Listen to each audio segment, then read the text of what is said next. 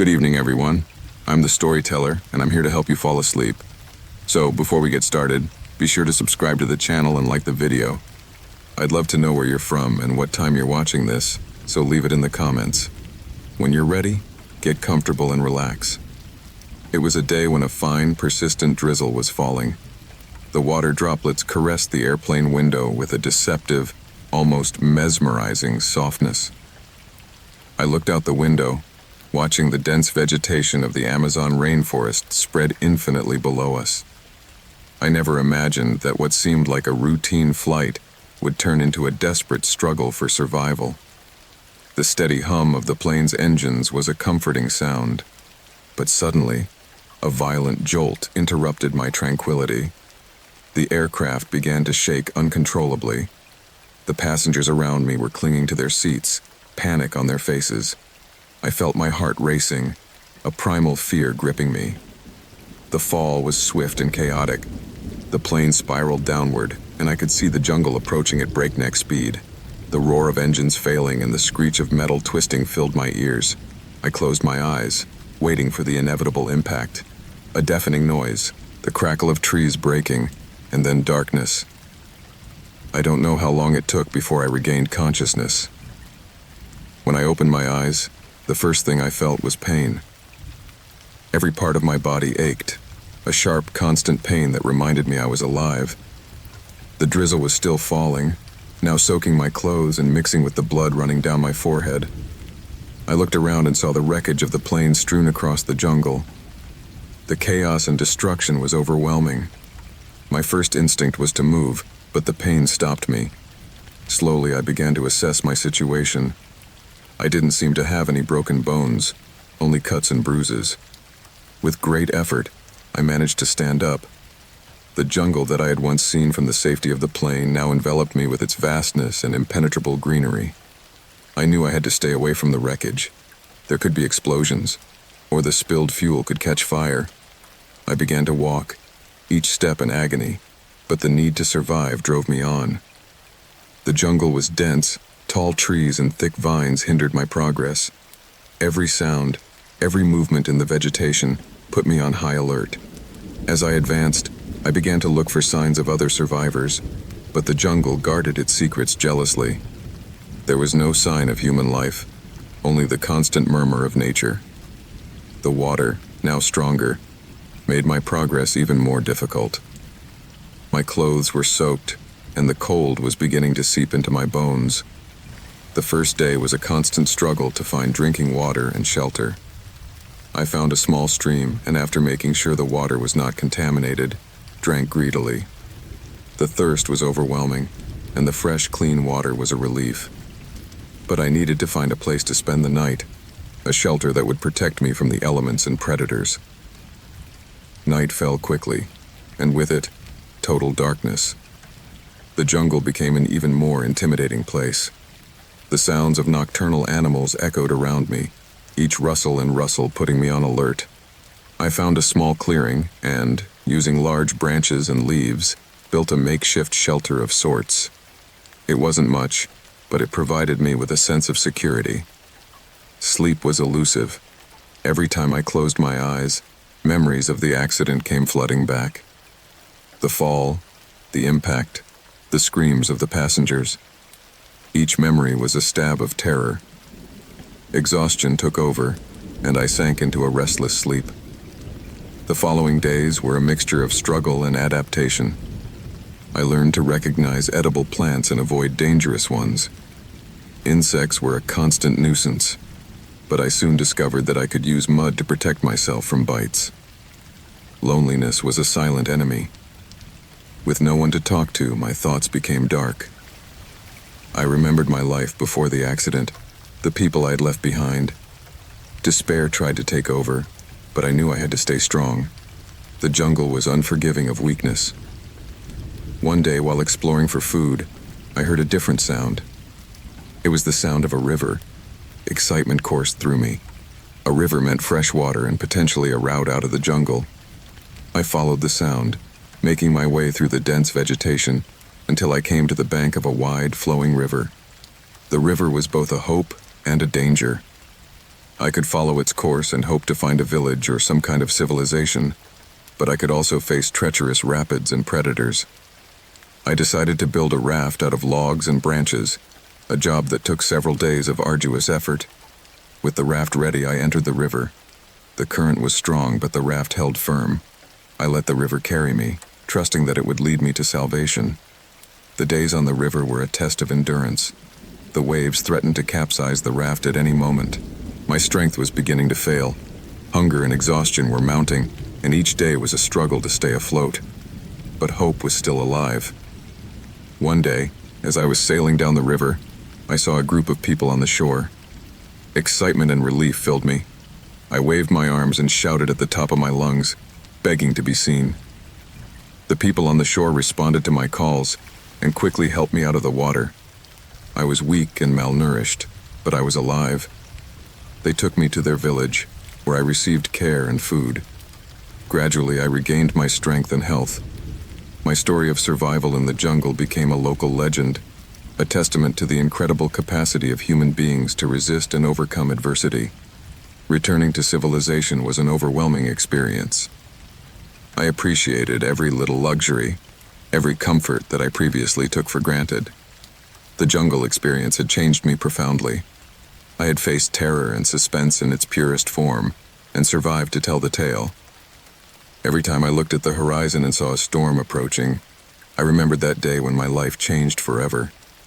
The jungle had been my enemy and my teacher, and the lessons I learned in its depths would never fade. I had faced the terror of a plane crash and the suspense of jungle survival, and I had emerged stronger and wiser. My story was a reminder of the resilience of the human spirit and the ability to find light even in the darkest of times. From the moment the metal doors closed behind me, I knew my life would never be the same. The prison, with its high gray walls, seemed like a fortress designed to crush any hope or spirit. I had been wrongfully convicted of a crime I did not commit, and now I was trapped in a place where despair was the only constant. The first day in prison was a shock to my senses. The stench of sweat, urine, and disinfectant filled the air, and the sound of screams and screeching metal echoed in my ears. I was taken to my cell, a cramped space with a metal bed, a small table, and a toilet.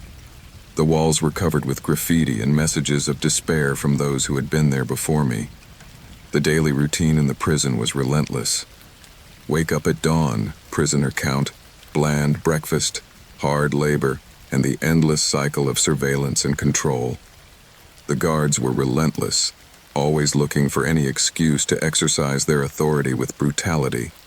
The rules were strict, and any infraction, no matter how minor, was severely punished. I tried hard to keep my mind occupied, but the monotony and oppression of the prison was overwhelming. Days turned into weeks, and weeks into months. Every day was a struggle to maintain my sanity and my humanity. The prison was not only a physical place, but a mental cage intent on destroying my spirit. The other prisoners, each with their own history of suffering and injustice, were a mixture of threats and allies. The hierarchy within the prison was strict and dangerous. There were gangs and factions that controlled different areas and resources. Violence was a constant reality, and one had to learn quickly to navigate the unseen dangers that lurked around every corner. Nighttime was the worst time. The darkness brought with it a sense of vulnerability and fear. The prison noises intensified in the darkness. Every thump, every groan, seemed to echo in my mind. Sleep was almost impossible. Every time I closed my eyes, memories of my life before the prison came flooding back, reminding me of all that I had lost. However, there were small victories that kept me going. The arrival of letters from my family, the brief visits where I could see the faces of my loved ones, and the rarities of kindness among the prisoners all contributed to keeping the spark of hope in my heart. I knew I could not afford to give up, that I had to fight for my innocence and my freedom. Months passed, and each day resembled the one before. The relentless prison routine continued, and I continued to adapt and survive. But deep down, there was always a sense of fear and suspense. The uncertainty of not knowing when or if I would ever be released, the the terror of losing myself in that place, of becoming a shadow of the person I once was.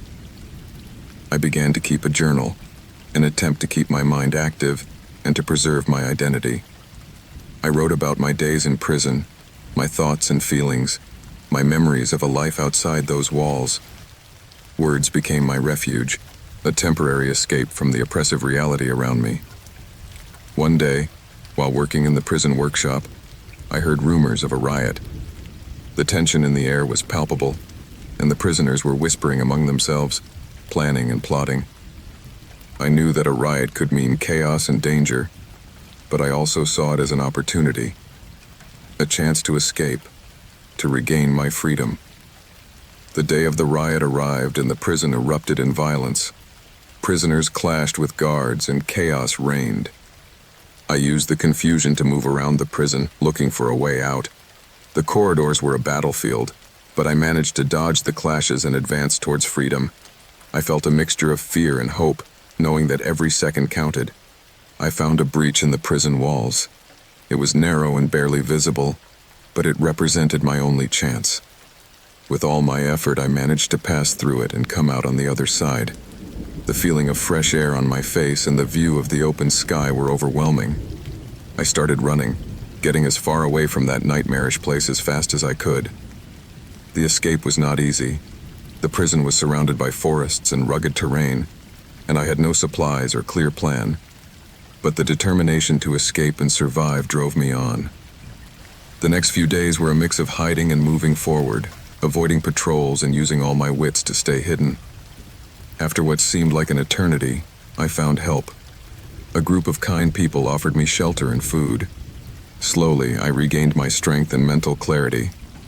I knew that my fight was not over, that I had to prove my innocence and expose the injustice of my conviction. With time and the help of compassionate people, I managed to contact a lawyer who was willing to review my case. The legal battle was long and arduous, but each small breakthrough renewed my hope. Finally, evidence was uncovered that proved my innocence. The judicial system, although slow and flawed, exonerated me of all charges. Getting out of prison and returning to normal life was an overwhelming process. Freedom was a concept I had longed for so long, and now that I had it, it seemed unreal. I cherished every moment, every little luxury and comfort that I had previously taken for granted. The experience had changed me profoundly.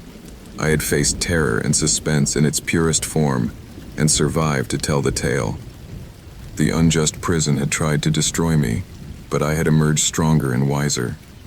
I knew I had to use my experience to help others, to fight injustice, and to make sure no one else had to go through what I had gone through.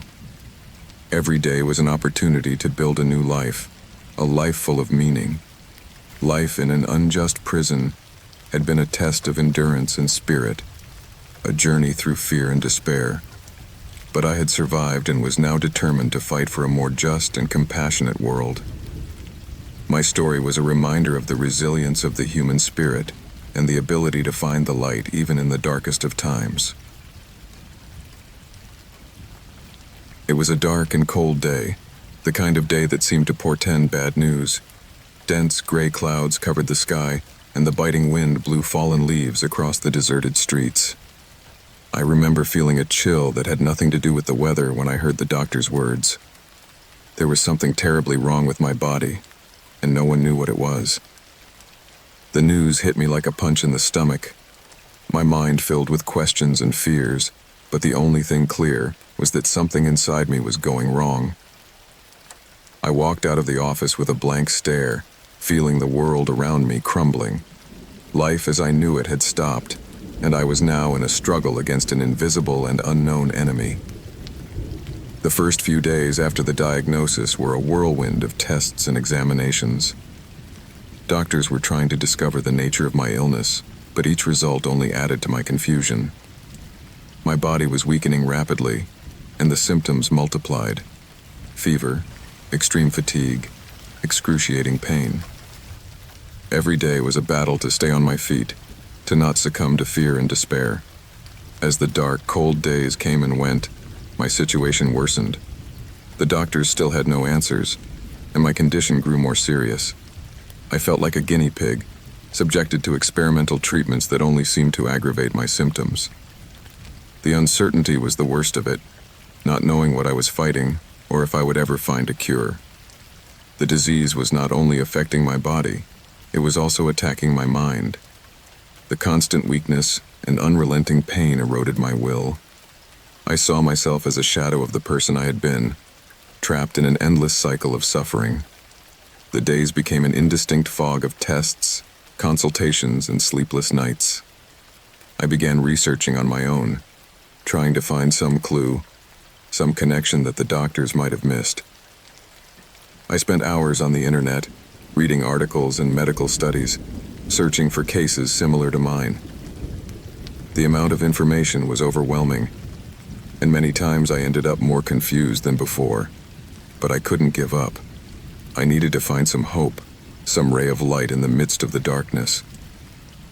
One day, while going through a stack of medical documents, I came across a case that seemed to have similarities to mine.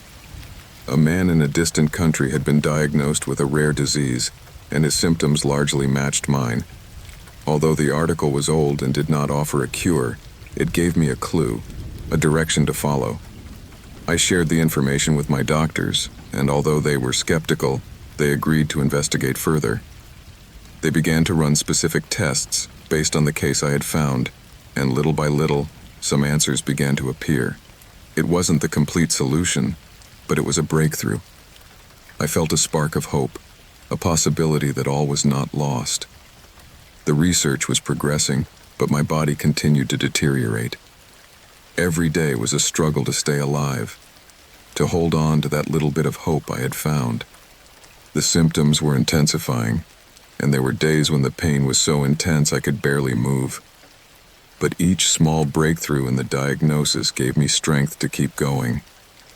After weeks of endless tests and consultations, the doctors were able to identify the disease. It was an extremely rare, almost unknown condition, but at least now it had a name. Having a clear diagnosis changed the dynamics of the struggle. I knew what I was up against, and the doctors could begin to develop a more effective treatment plan. The treatment was long and painful. The medications had devastating side effects, and there were days when I felt I couldn't go on. But the determination to survive and the hope of a life beyond this nightmare drove me on. I knew the battle would be hard, but I also knew I could not give up. Slowly, I began to see improvements. Symptoms were easing, and my body was responding to treatment. Every small step forward was a victory. Every day without pain was a gift. Recovery was slow, and there were many setbacks, but the direction was positive. I felt that I was winning the battle, that the darkness and cold that had marked the beginning of this nightmare were fading away. Eventually, the dark and cold days were behind me. My body recovered, and though I bore the scars of battle, my spirit was intact. The fight against the unknown disease had changed my perspective on life.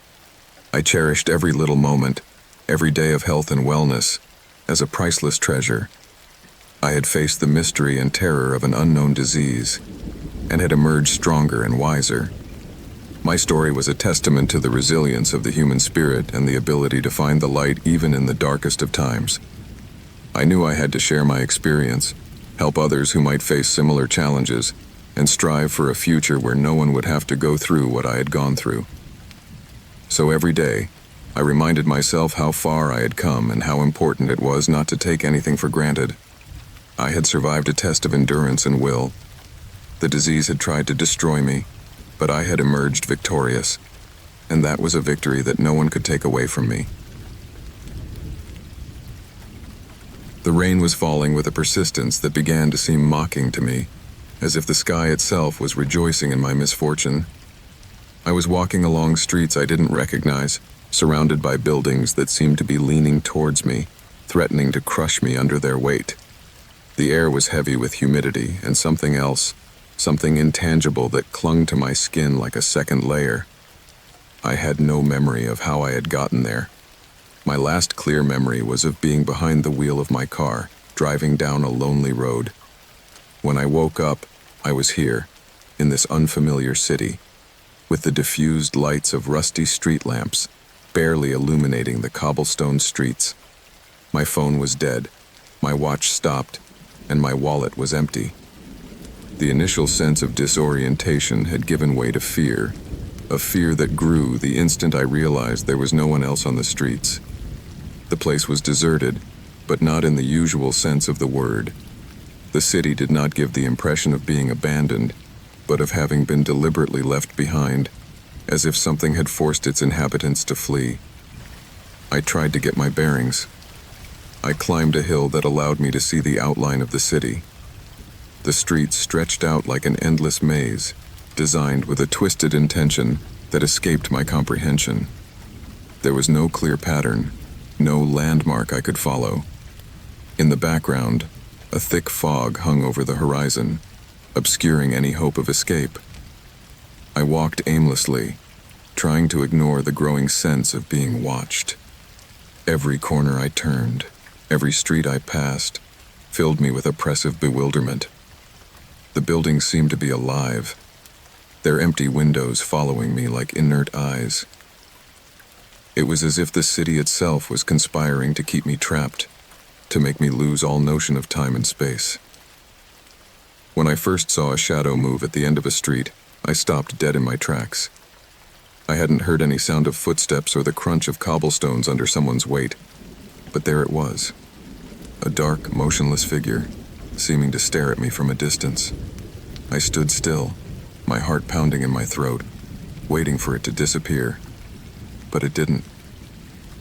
After a few minutes, I decided to turn around and look for another direction. It wasn't long before I realized I wasn't alone. With every step, I felt that presence closer. I saw no faces, only shadows slipping between the buildings, always just out of my reach, always too fast to confront them. My heart pounded with an urgency that prevented me from thinking clearly. I tried to run, but soon understood that it was pointless. Every street I entered ended in a dead end, and the few doors I tried to open were locked with bolts that would not budge. I stopped to catch my breath. I leaned against a wall and tried to think, but my mind was in chaos. Suddenly, I felt a shiver run down my back. When I looked up, I saw a figure closer than I expected, standing across the street. Although the light was dim, I could make out the vague shape of a tall man, wrapped in a jacket that reached his knees. His face was hidden by shadows, but the way he stood motionless, watching me, made me feel visceral terror. I ran. I didn't care where to, I just wanted to get away. My heart hammered in my chest as my feet pounded the wet cobblestones.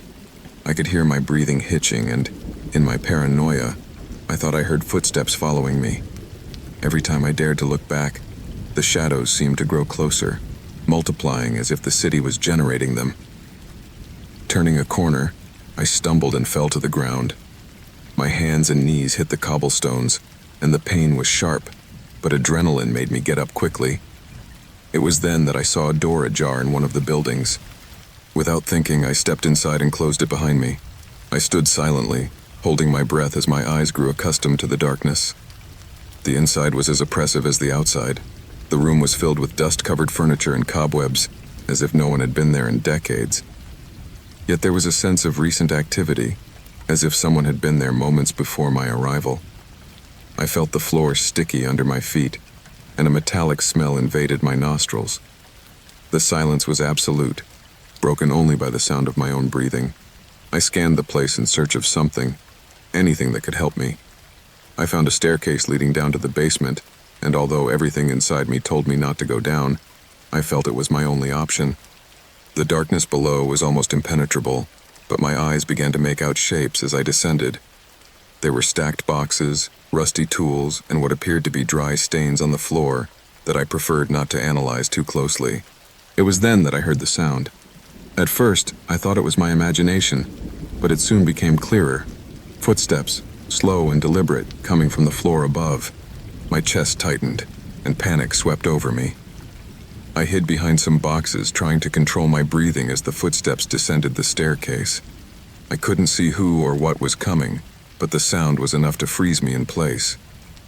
When I saw the shadow cast on the wall, I knew I was trapped. There was no way out, no place to run to. I closed my eyes, expecting the worst, but the footsteps suddenly stopped.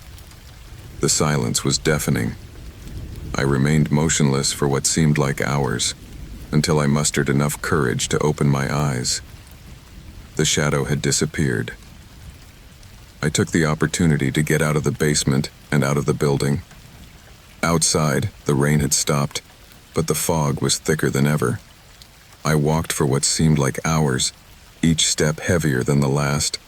The city still showed no signs of life, but the shadows continued to follow me, ever present, ever lurking. I came to a central square, an open space surrounded by buildings that seemed to face me. In the center was a dry fountain, with a statue that once must have been majestic, but was now weathered by time.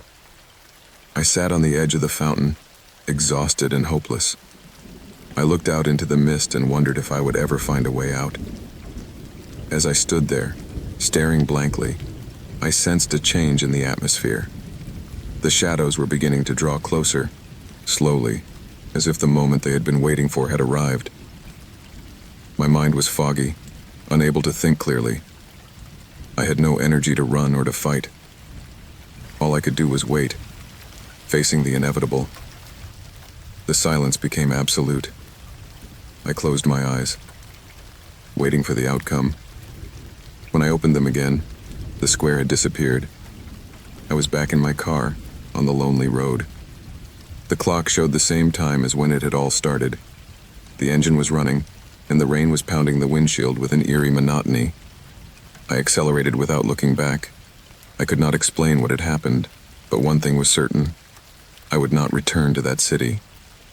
The feeling of the shadows following me lingered, even on the road. Maybe I had never really left. Maybe I would never escape. The sky was always cloudy. Dense gray clouds stretched as far as the eye could see, foreshadowing a storm that never seemed to come. He was sailing on an old merchant ship, a relic of times past that creaked and groaned with every wave. The voyage had been long and exhausting, but there was still a considerable distance to go. I remember clearly the day when everything changed. The wind had begun to blow stronger than usual. The waves were rising and falling with increasing violence. The ship was moving erratically, and the faces of the crew reflected the concern we all felt. Without warning, a gigantic wave rose above the ship and hit us with brutal force. The impact was so sudden and fierce that the ship broke in two. I fell into the water, the biting cold immediately engulfing me. I struggled to stay afloat amidst the chaos, clinging to anything I could find. Screams and the sound of cracking wood filled the air, but it all blended into a cacophony of despair. I managed to find a piece of driftwood and clung to it with all my might. The sea was maddening. The waves tossed me from side to side, and every breath was a battle. The cloudy sky, ever present, seemed to mock my situation, its unperturbed grayness contrasting with my struggle to survive. Eventually, the storm began to abate, but the ship was gone and I was alone in a vast ocean. Night fell, and with it, absolute darkness. The cold was relentless, and the dampness penetrated to my bones. I didn't know how long I could hold out, but I knew I had to stay conscious. The stars were hidden by the clouds, and the silence was only interrupted by the whisper of the sea. As dawn broke, the grayish light revealed the vastness of the ocean around me. There was no land in sight, only water and more water. Despite the exhaustion and pain, I began to paddle with my hands, searching for some sign of salvation.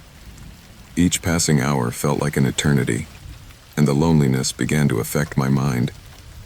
The days went by, and my body grew weaker. I kept hydrated with the rain that fell from time to time, but the lack of food began to take its toll. Sometimes, the sea offered me fish that I managed to catch with effort, but those occasions were rare. The sky remained cloudy, always cloudy, like a gloomy constant that reminded me of the uncertainty of my destiny. One afternoon, after what seemed like endless days, I saw something on the horizon. a dark line that broke the monotony of the sea. I didn't know if it was real or an illusion, but I decided to paddle with all my might towards it. As I advanced, the line became clearer, and soon I distinguished the silhouette of an island. With renewed energy of hope, I headed towards the island. The currents carried me to a small rocky beach, where I landed exhausted but grateful. The island was small, covered with dense vegetation and rugged terrain. Although I didn't know if I would find drinking water or food, the solid ground beneath my feet was an indescribable relief. I wandered deeper into the island, exploring every nook and cranny for resources. I found a stream of fresh, crystal-clear water and edible fruits that provided temporary relief from my hunger. The island, though inhospitable, became my refuge. I built a small shelter out of branches and leaves, using the survival skills I had learned throughout my life. Time passed, but the feeling of danger and suspense never left me. Every sound in the night, every movement in the vegetation, put me on alert. The days blended together, and although survival was a constant struggle, the instinct to stay alive drove me on. One day, while exploring the other side of the island, I discovered the remains of an earlier shipwreck. The corroded skeleton of a ship older than mine rested on the rocky shore. The sight of the wreckage reminded me of the fragility of my situation. Among the wreckage, I found some useful supplies: a can of canned food, a rusty pocket knife, and some utensils that might help me in my struggle to survive. Life on the island became a survival routine. Every day was a constant search for food and water, and every night was a reminder of loneliness. The sky remained cloudy, like a promise of a storm that never came. The lack of human interaction was beginning to affect my mind, and the line between reality and imagination was blurring. The nights were the most difficult. The darkness was total, and the sounds of the island took on a sinister quality. The rustle of a branch, the whisper of the wind through the leaves, all seemed amplified in my solitude. Fear became my constant companion, a presence that never let me rest. One day, while exploring a cave in the northern part of the island, I discovered something disturbing. The cave was filled with human skeletons, the remains of people who had not had the same fate as me. The sight of those bones shook me deeply. I realized how close I had come to sharing their fate and how fragile my existence on that island was. After what seemed like weeks of hard work, the raft was ready. With renewed hope, I set out to sea once again. The raft, though rudimentary, held firm in the waves. The sky was still cloudy, but the promise of freedom urged me on. Food and water were scarce, and the uncertainty of my fate weighed on me. But I knew I could not give up. Every paddle, every wave, brought me a little closer to salvation. One day I saw something on the horizon, a dark line that broke the monotony of the sea. It was dry land. With renewed energy, I paddled with all my might towards it. The coast became clearer, and soon I made out the outline of a village. I reached the shore, weak and exhausted, but grateful. The people of the village welcomed me kindly, offering me food and shelter. My body was weakened by the ordeal, but my spirit was intact. I had survived a shipwreck and the loneliness of a deserted island. Returning to civilization was an overwhelming experience. I appreciated every little luxury, every comfort I had previously taken for granted. The island experience had changed me profoundly. I had faced terror and suspense in its purest form and survived to tell the tale. Every time I looked at the horizon and saw the cloudy sky, I remembered that day when my life changed forever. The island had been my enemy and my teacher, and the lessons I learned in its depths would never fade. I had faced the terror of shipwreck and the suspense of survival on a deserted island, and I had emerged stronger and wiser. My story was a reminder of the resilience of the human spirit and the ability to find light even in the darkest of times. It was a very dark night, one of those nights when the absence of light seems to absorb all hope. The air was charged with an inexplicable tension, and the streets were deserted, as if the city itself sensed the horror that was about to unfold.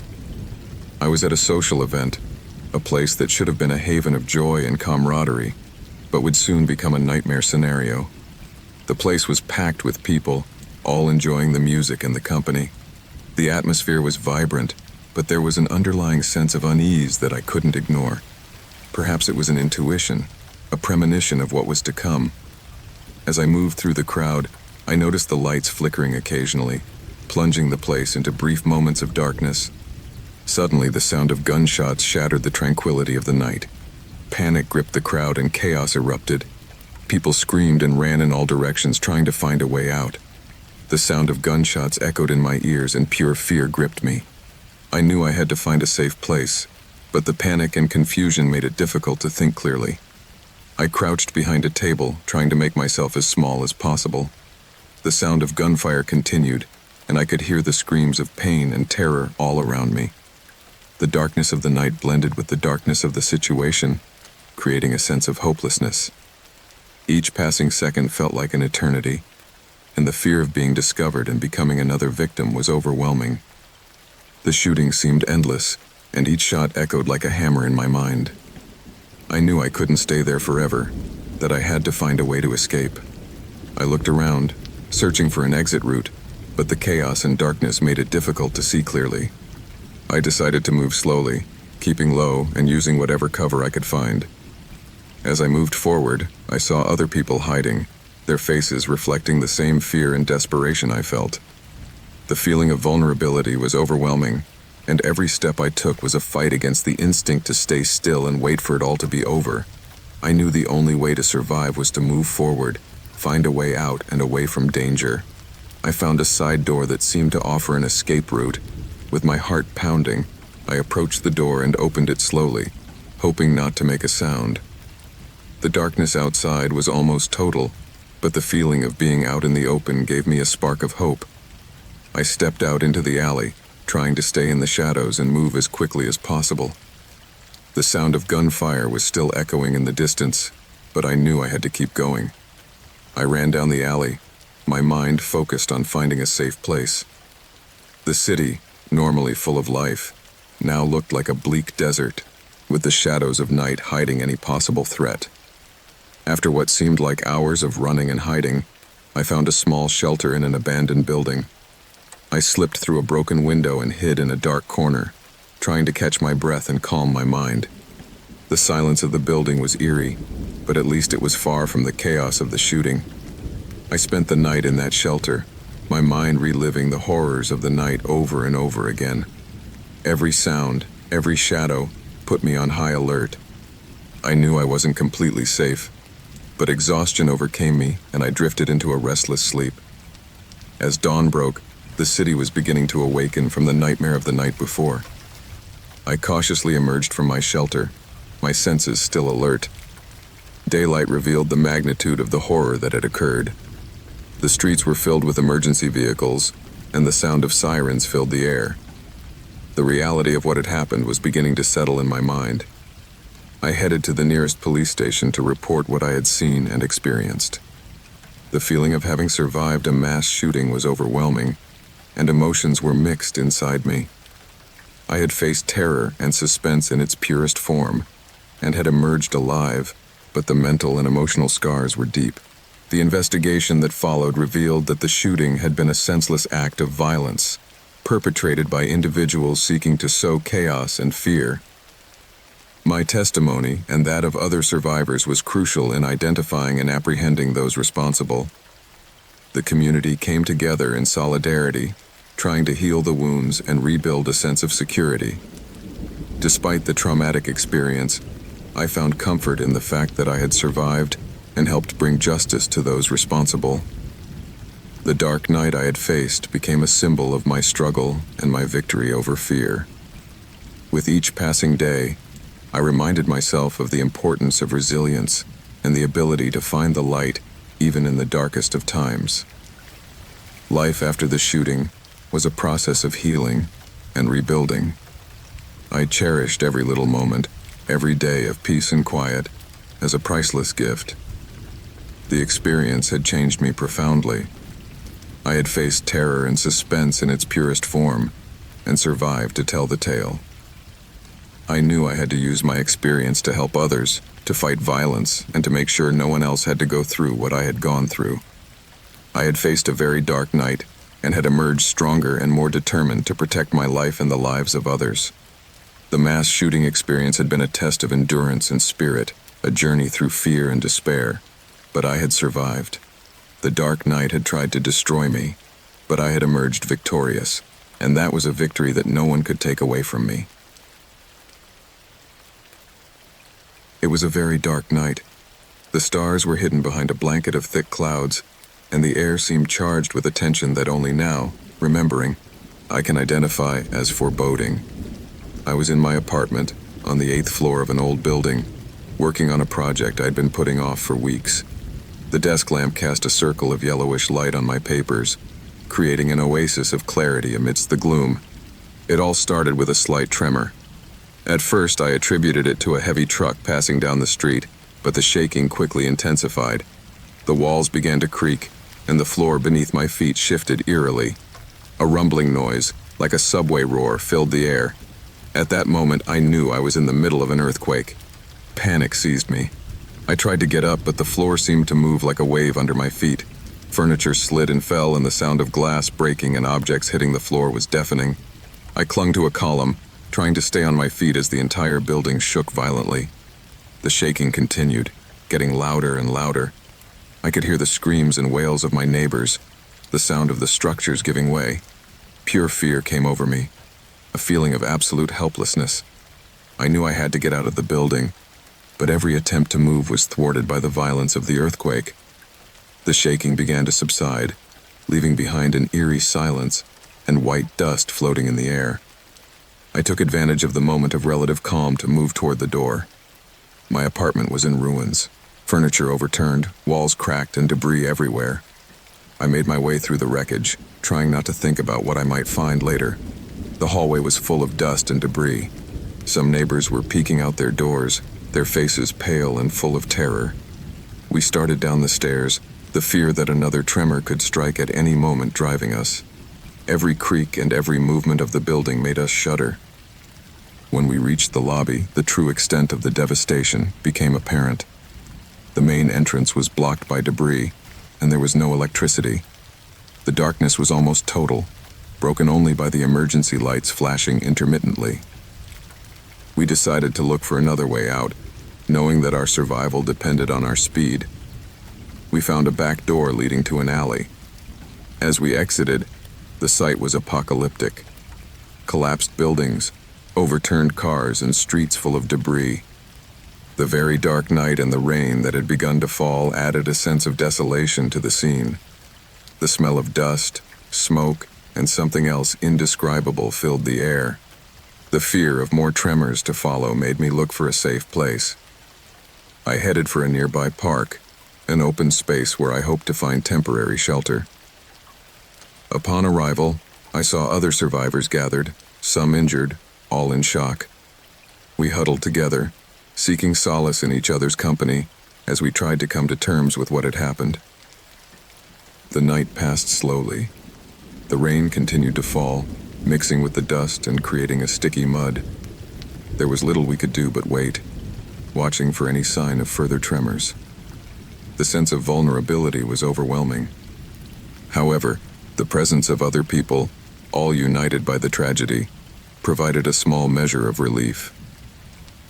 As dawn broke, the magnitude of the devastation became even clearer. The city, once a vibrant and lively place, now looked like a battlefield. Buildings lay in ruins, streets were littered with debris, and people were desperately searching for loved ones. Help was beginning to arrive, but the needs were overwhelming. I spent the next few days helping as best I could. I worked alongside rescue teams, searching for survivors in the rubble, bringing water and supplies to those in need.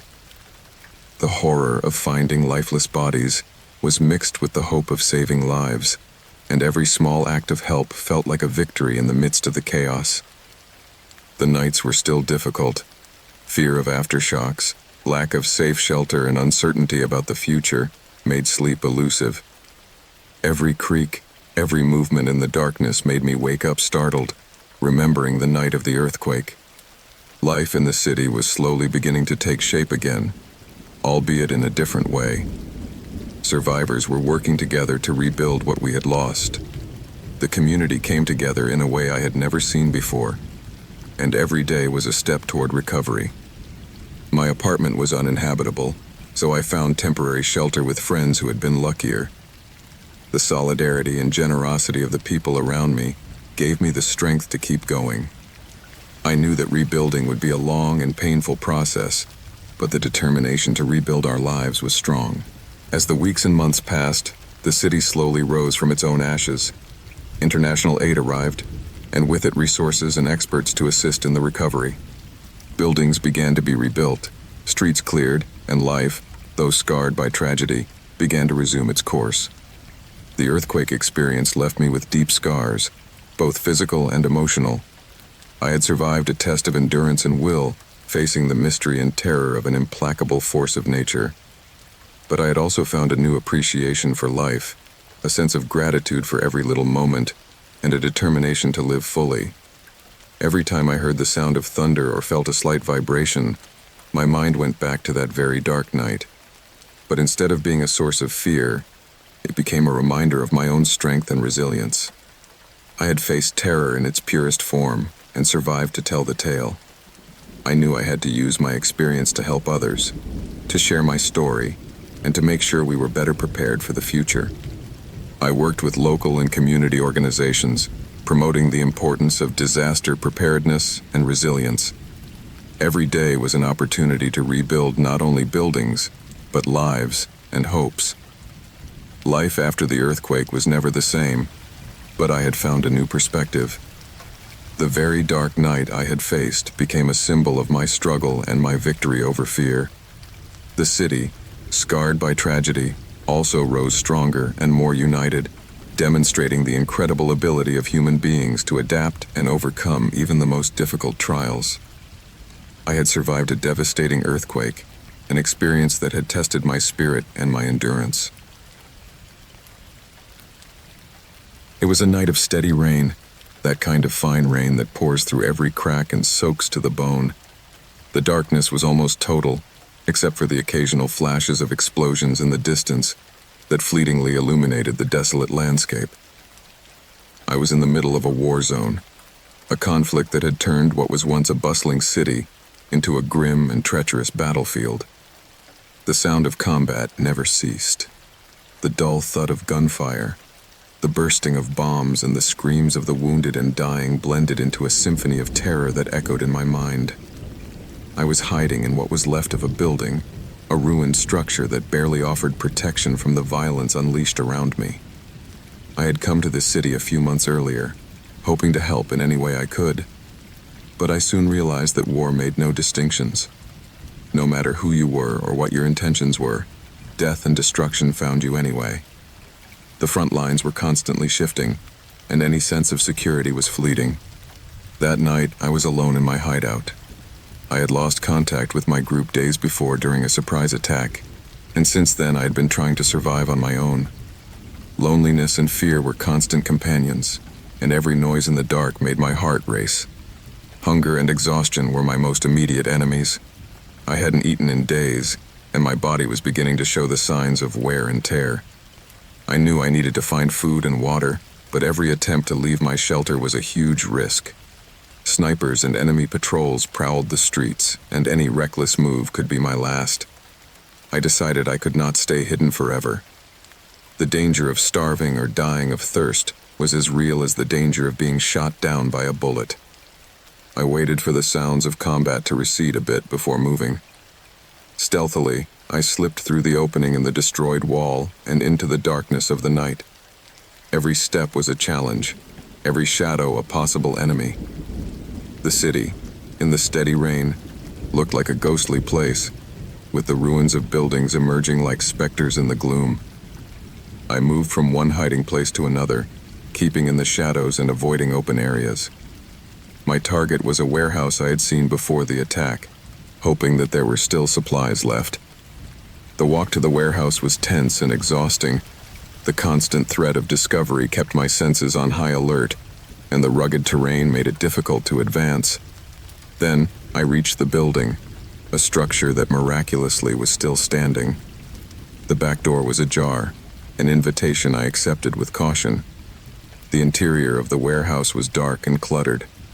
I used a small flashlight to light my way, looking for anything I could use. I found some cans of food and bottles of water, a priceless treasure amidst the desolation. Quickly, I filled my backpack with what I could and prepared to return to my shelter. The return was even more dangerous. The sound of footsteps and voices in the distance made me stop in my tracks several times. On one occasion, I had to hide in a pile of rubble as an enemy patrol passed nearby.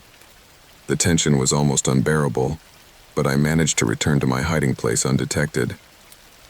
Once back, I allowed myself a sigh of relief. I knew my fight was not over, but at least I had food and water for a few more days. The rain continued to fall, its steady sound now a reminder of my fragility and the need to keep going. I hunkered down in a corner, trying to find some warmth and rest. The following nights were similar, a constant struggle to survive. Every foray in search of supplies was a risk, but I had no choice. I learned to move more stealthily, to avoid checkpoints and find new hiding places. The city became a labyrinth of danger and shelter, and every day was a battle to stay alive. The war was relentless, and the fighting grew more and more intense. I watched other survivors pass by, their faces marked by the same fear and despair I felt. At times, we shared what little we had, forming brief alliances that dissolved as quickly as they were formed. Survival was a lonely struggle, and we each had to find our own way. One day, while scouting a relatively quiet area for supplies, I heard the unmistakable sound of an engine. I hid in the rubble and watched as a military vehicle approached. My heart raced as I saw that it bore not the markings of the enemy, but those of an allied force. The possibility of being rescued filled my mind with hope. I waited for the vehicle to stop and the soldiers to descend. Carefully, I approached, keeping my hands visible so as not to be seen as a threat. The soldiers saw me and, after a brief assessment, took me inside the vehicle. The relief of being safe, if only temporarily, was overwhelming. The soldiers took me to a refugee camp, where I was able to receive medical attention and adequate rest. The camp was a place of relative safety, although the war was still a constant presence. The next few days were ones of recovery and reflection. I had survived a war zone, facing the mystery and terror of an unrelenting conflict. As my body and mind recovered, I felt a new determination. I knew I could not let the experience define me completely, that I had to find a way to move forward.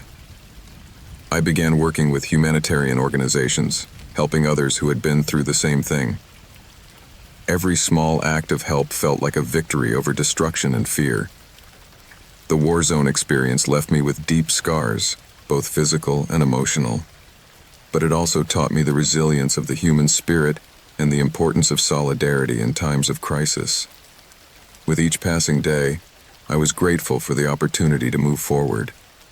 I knew I had to use my experience to help others, to share my story, and to fight for a future where no one else would have to go through what I had gone through. The war zone had tested me, but I had found the light even in the darkest of times. I had survived a test of endurance and will, facing the mystery and terror of a war zone. The night would never fade from my memory, but it had become a reminder of the strength of the human spirit and the ability to find the light even in the darkest moments.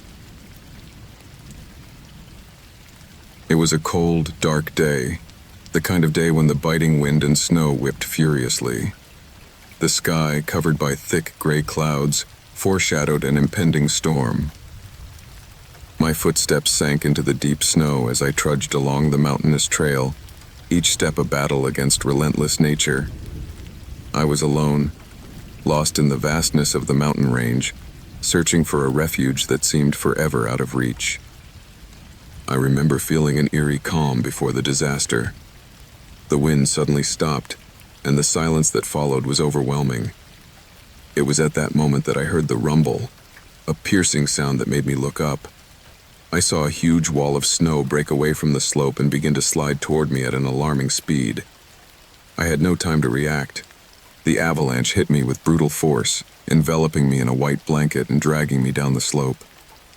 The sensation of falling, of being whipped and spun by the snow, was disorienting. I lost track of up and down, right and left, as the avalanche swallowed me. Everything was cold, pressure and darkness. Eventually, the fury of the avalanche slowed and stopped, leaving me buried in an icy grave. The snow had sealed off any vestige of light and sound, plunging me into an overwhelming loneliness. The first struggle was to breathe. The compressed snow formed a cage around my body, preventing me from moving. Panic threatened to consume my mind, but I forced myself to remain calm. I remembered what I had learned about surviving an avalanche. Create a small cavity to breathe, not to waste energy fighting the snow. With slow, methodical movements, I began to push the snow off my face, forming a small hole that allowed me to breathe more easily. Time passed with agonizing slowness. I was completely isolated, with no way of knowing if anyone was looking for me. My mind was filled with dark thoughts, memories of people and places I would probably never see again. Each passing second felt like an eternity, the unrelenting cold beginning to numb my body. I could feel hypothermia insinuating itself, a treacherous feeling of exhaustion and apathy that I struggled to ignore. I tried to stay conscious, remembering the stories of others who had survived similar situations. I concentrated on my breathing, on keeping my mind active. I thought of my family, of the faces of those I loved, using them as an anchor to keep my will to survive. But as the hours passed, despair began to take hold. The cold penetrated deeper. My muscles grew stiffer, my mind cloudier. In the darkness of my snowy prison, I began to reflect on my life. I remembered the happy moments, the decisions that had brought me to this point. I felt a deep sadness, a mixture of regret and resignation, but also a spark of hope, a small flame that refused to be extinguished. I knew I had to hold on to that hope, no matter how small. Suddenly, a faint sound broke the monotony of my confinement. A distant tapping, an echo of hope that resonated in my mind. I listened carefully, my heart pounding with renewed hope.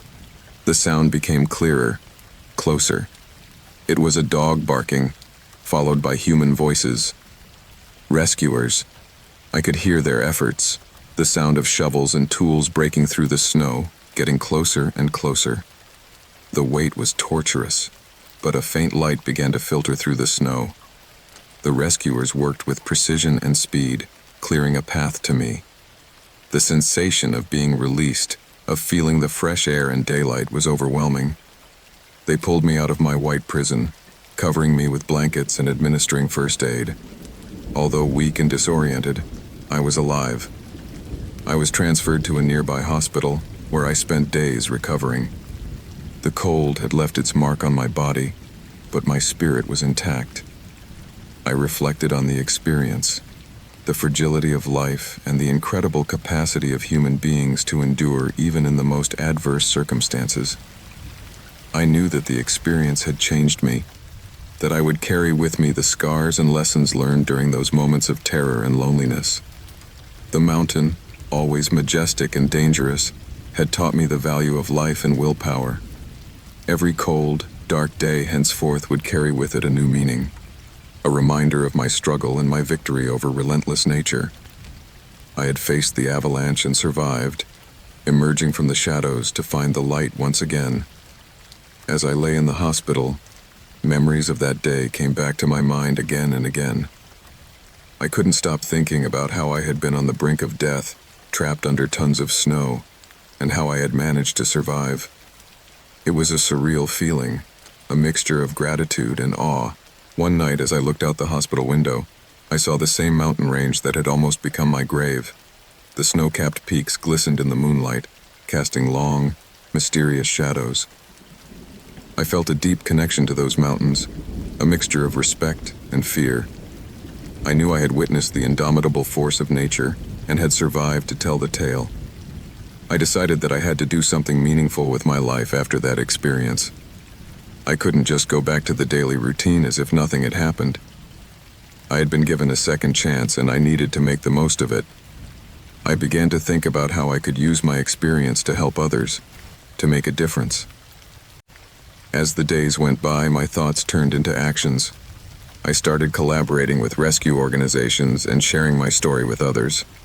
I wanted people to understand the dangers of the mountain, but also the beauty and courage of facing and overcoming those challenges. I participated in mountain safety awareness campaigns and training programs for rescuers. My life took a new direction. Every day, I strived to be a better person, to help others, and to cherish every moment. The experience had taught me to appreciate the simple things, to value the people around me, and to take nothing for granted. Each cold, dark day was a reminder of the fragility of life and the strength that lies in the human spirit. Time passed, but the memories of that day never faded. Every time I looked at the mountains, I felt a mix of emotions. I knew they had been the scene of my worst nightmare, but also of the awakening of my new life. I had emerged from the shadows to find the light, and in the process, I had discovered the true essence of my being. Every winter, as the snow began to fall and the days grew cold and dark, I would remember that moment. I made sure to share my story with others, to teach them to respect the mountain and to prepare properly for any eventuality. I knew that my experience could save lives, that my voice could make a difference. Life went on, and although I bore the scars of my experience, I felt stronger and wiser. Every cold, dark day was an opportunity to reflect, to remember, and to be grateful. I had learned to live fully, to embrace every challenge and to find beauty in the most difficult moments. He had faced the avalanche and survived, emerging from the shadows to find the light once again. And so, in every step I took, in every person I helped, in every story I shared, I left a part of me, a part of that experience that had transformed me. The mountain would always be a reminder of my struggle, of my strength, and of the incredible capacity of human beings to face terror and suspense and emerge victorious.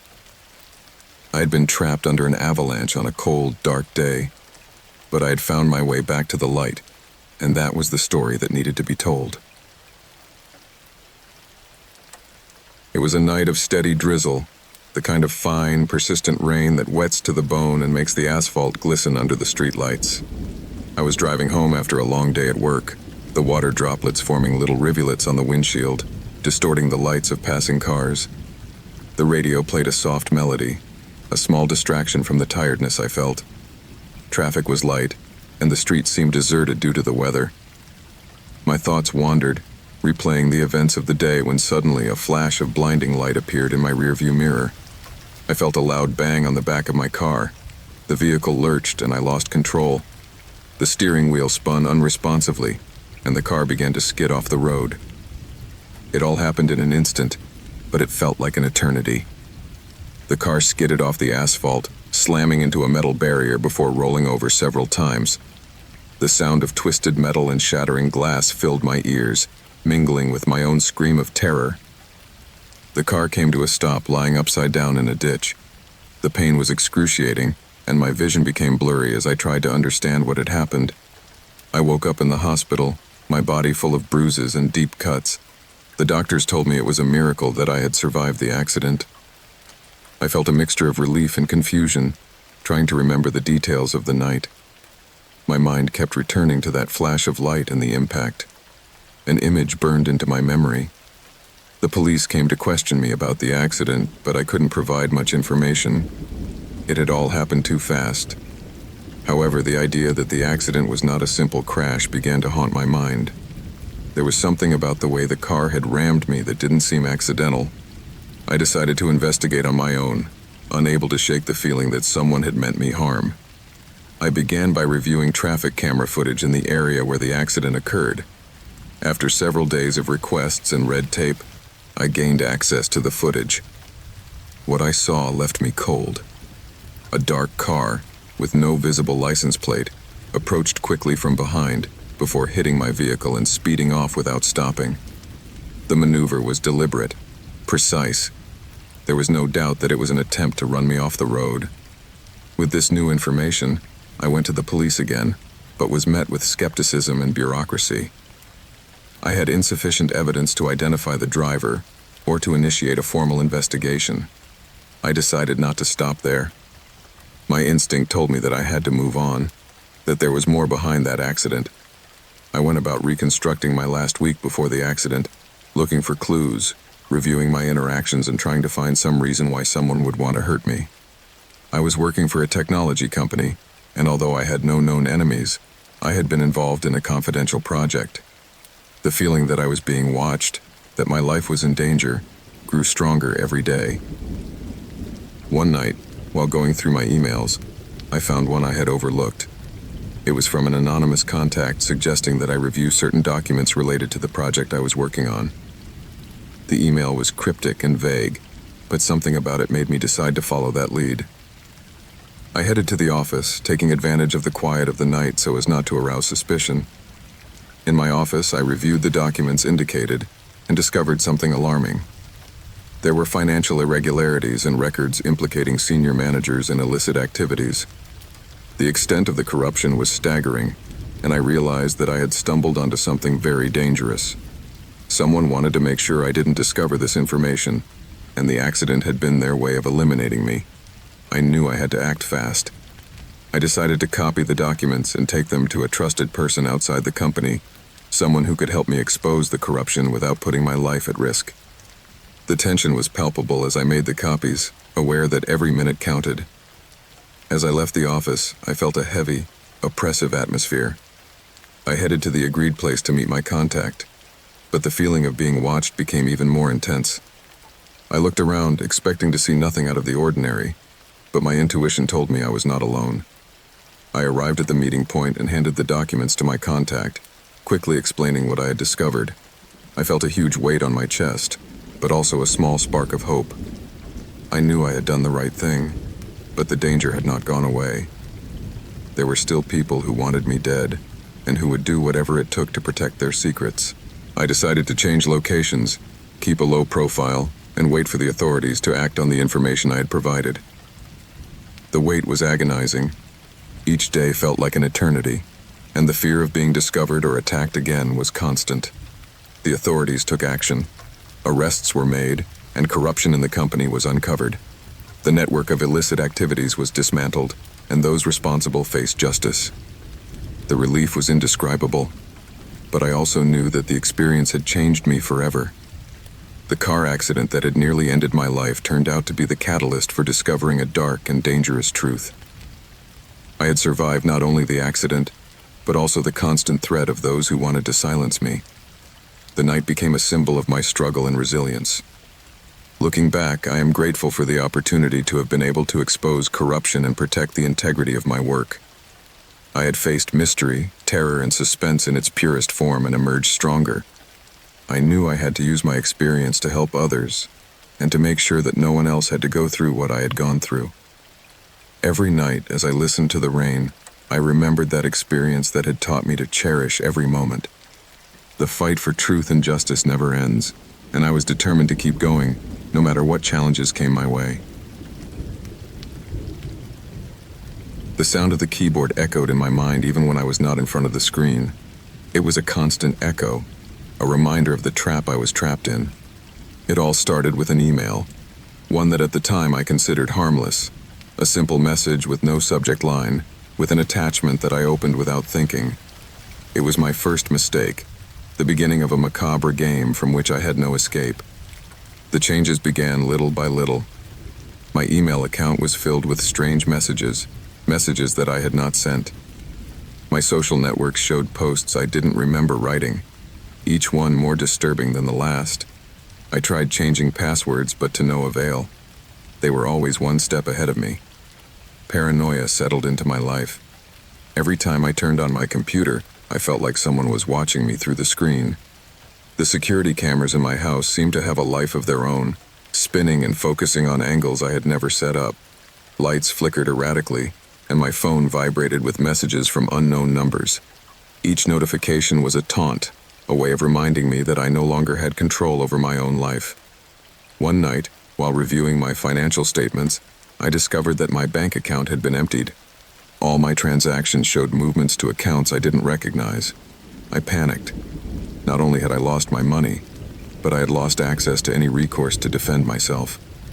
When I tried to contact the bank, I received an automatic response confirming my suspicions. Someone had usurped my identity. The real terror came when the messages became personal. Photographs of my apartment, taken from angles that could only be obtained from the inside, began to appear on my devices. In one, I could see my own shadow cast on the wall. I was not alone. My home was no longer a refuge, but a trap, a space guarded by an invisible enemy. I tried to disconnect. I turned off all devices, covered the cameras with tape, and changed the locks, but the control I had over my environment was an illusion. One night, the television turned on by itself, showing a video of me sleeping. In the video, a dark figure moved around my room, approaching the bed. I felt a knot in my stomach as I realized that the footage was not old. It was happening right then. I ran out of the apartment, taking only the essentials with me. I needed to find help, but every call I tried to make was intercepted. The voices on the other end of the line were distorted, full of static noise and laughter mocking me. It was as if my pursuer was everywhere, manipulating every aspect of my existence. I took refuge in a cheap motel, paying cash to avoid being tracked. But even there, the pursuit continued. My laptop, which I thought was safe, displayed messages on the screen that seemed to be read directly from my thoughts. Every attempt to disconnect me was countered with a new form of intrusion. Finally, I decided to confront the hacker. I used what little money I had left to hire a cybersecurity expert. He was my last hope. For days, we worked together to track down the source of the attacks. We discovered that the hacker had installed software on each of my devices, a program so sophisticated that it seemed impossible to remove. Most disturbing was discovering that the access was not only remote, someone had physically been to my home to install it. The trace led us to an address on the outskirts of town, an abandoned warehouse that looked like something out of a horror movie. I decided to go alone. I knew it was crazy, but I was desperate. I needed my life back. The place was dark and quiet, with a musty smell permeating the air. I walked among piles of boxes and debris, looking for any sign of the person responsible. At the back of the warehouse, I found a room lit by the blue glow of several screens. The walls were covered with photographs of me, screenshots of my conversations, and copies of my personal documents. In the center of the room, an empty chair in front of a keyboard awaited me. I approached it cautiously, feeling the atmosphere getting heavier and heavier. As I touched the keyboard, the screens came to life. One after another, they began to show a looping video. Me, at different times in my recent life, being watched. My mind raced in 1,000 directions, trying to grasp the scope of what I was facing. Then a message appeared on the main screen. Game over. Before I could react, I heard footsteps behind me. I turned quickly, but there was no one there. The door to the room slammed shut, and the lights began to flicker. I felt panic take hold of me. I tried to open the door, but it was locked. The monitors were now showing a countdown. I didn't know what would happen when it reached 0, but I wasn't willing to wait to find out. With all my strength, I smashed one of the windows and ran out of the warehouse, leaving the screens and the ominous message behind. I ran until my legs could take no more. When I finally stopped, I was in the middle of a desolate field, with the city in the distance. I looked at my phone, waiting for signs that it was over, but it still wasn't working. I never found out who was behind it all. I returned to my apartment months later, only to find it completely dismantled, as if I had never lived there. My former life had been erased, replaced by an emptiness that no one could fill. I tried to start over, but every email, every message, and every notification was a reminder that the past would never leave me alone. Paranoia became my constant companion. Sometimes, as I work on my new computer, I watch the cursor move on its own. Maybe it's my imagination. Or maybe the game never ended. It all started one morning like any other, although now I understand that there are small details that the subconscious detects before reason. I left home with the same gray coat and worn-out shoes I wore every day, confident in the routine that had shaped my existence. Monotony had always been my refuge, but that day was the beginning of the end. The air had a strange weight to it as I walked to the office. The city seemed quieter, as if I were holding my breath. I reached my desk, turned on the computer, and began to work, unaware that the pieces of a macabre puzzle were already being placed around me. It was around noon when I noticed that something wasn't right. My boss, who normally barely noticed my presence, approached my desk with an expression I couldn't decipher. Just a few minutes later, 2 police officers entered the building and headed straight for me. They asked me to accompany them. Although I was confused, there was no reason for me to resist. At the police station, the atmosphere was stifling. I was informed that I was being investigated for the murder of a woman, someone I didn't even know. The weight of the accusation fell on me like a slab. I tried to explain that it must be a mistake, but the evidence was overwhelming. My name and address had been found on a piece of paper next to the body. There were records of calls from my phone to the victim's phone and, most disturbingly, a security camera recording showed me near the scene of the crime at the exact time. I knew it was all fake, but how to prove it? I was released that night, under surveillance, but the feeling of being watched was suffocating. At every corner, I felt eyes on my back. My apartment, which had been a sanctuary, was now a cell. I went through my things in search of some clue, something that might explain how someone had managed to frame me with such precision. The next few days became a succession of interrogations, accusing stares and newspaper headlines trashing my reputation. I lost my job, my friends stopped answering my messages, and my family, though trying to support me, also began to doubt me. Loneliness became my only companion. I decided to take charge and find the real culprit. I reviewed every detail of the case, every piece of evidence presented against me. The security camera footage was the most disconcerting. It was me, or at least someone who looked exactly like me. The movement, the posture, everything was identical. I began to wonder if I was losing my mind. Was it possible that I had been there and didn't remember? My research led me to a name, Daniel Rovira. He had worked with me on a project months earlier, but I barely remembered him. As I searched for more information, I discovered that he had been fired shortly after the project ended, apparently over a dispute in which I had been indirectly involved. I never knew the details, but it seemed that to him I was responsible. Tracking him down was not easy. His social networks were inactive, and his last work records were vague. Finally, I managed to locate an address thanks to an old contact. It was a dilapidated building on the outskirts of the city. I prepared to confront him, though I didn't know what I expected to find. When I arrived, the place was deserted. I climbed the stairs to his apartment, but the door was open and the interior was empty. I did, however, find a computer turned on in the center of the room. On the screen, there was a folder with my name on it. When I opened it, I discovered a collection of files, photos of me, records of my movements, recorded conversations. Everything indicated that I had been observed for months. At that moment, I understood the magnitude of what I was facing. Daniel had not only planned to incriminate me, he had constructed a detailed narrative that made it almost impossible to prove my innocence. I took the computer with me and returned to my apartment, knowing that I now had evidence to defend myself.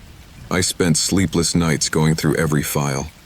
I discovered how I had faked the camera footage, using technology that surpassed anything I had imagined. I found records of how he had cloned my phone and manipulated the data to make it look like I had been in contact with the victim. But I also found something else. A digital diary, where he confessed his motives and detailed every step of his plan. With this information, I went to the police. They were hesitant at first, but the evidence was irrefutable. They located Daniel a few days later, hiding in a cabin outside the city. He confessed to everything, although his gaze still reflected hatred for me. Finally, my name was cleared, and the accusations dropped. Although I regained my freedom, nothing was ever the same again. The experience left me scarred, unable to fully trust anyone. Every shadow, every furtive glance, reminds me how easy it is to lose everything in an instant. I learned to live with paranoia, knowing that the truth can be manipulated, and that even in a world without ghosts or monsters, the real horrors are the ones we ourselves create. I woke up with a cold sensation that chilled me to the bone. The surface under my body was hard, rough, and gave off a metallic smell that I could not identify. I opened my eyes slowly, fighting against a thick fog that seemed to cover my mind. The first image that registered in my brain was a gray ceiling, cracked and dotted with damp patches. I tried to sit up, but my head throbbed with a constant dull ache, as if I had received a recent blow. I looked around trying to get my bearings, but nothing looked familiar. I was in what appeared to be an empty, desolate room. The walls were covered with sloppy graffiti, some obscene, some incomprehensible.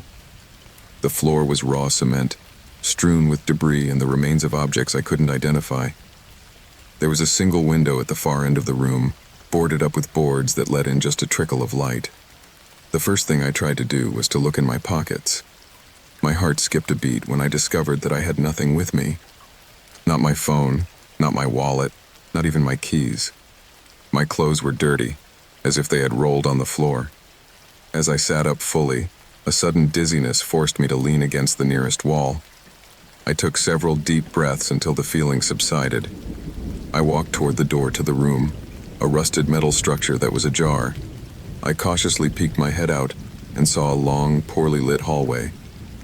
The light flickered intermittently, casting shadows that seemed to move on their own.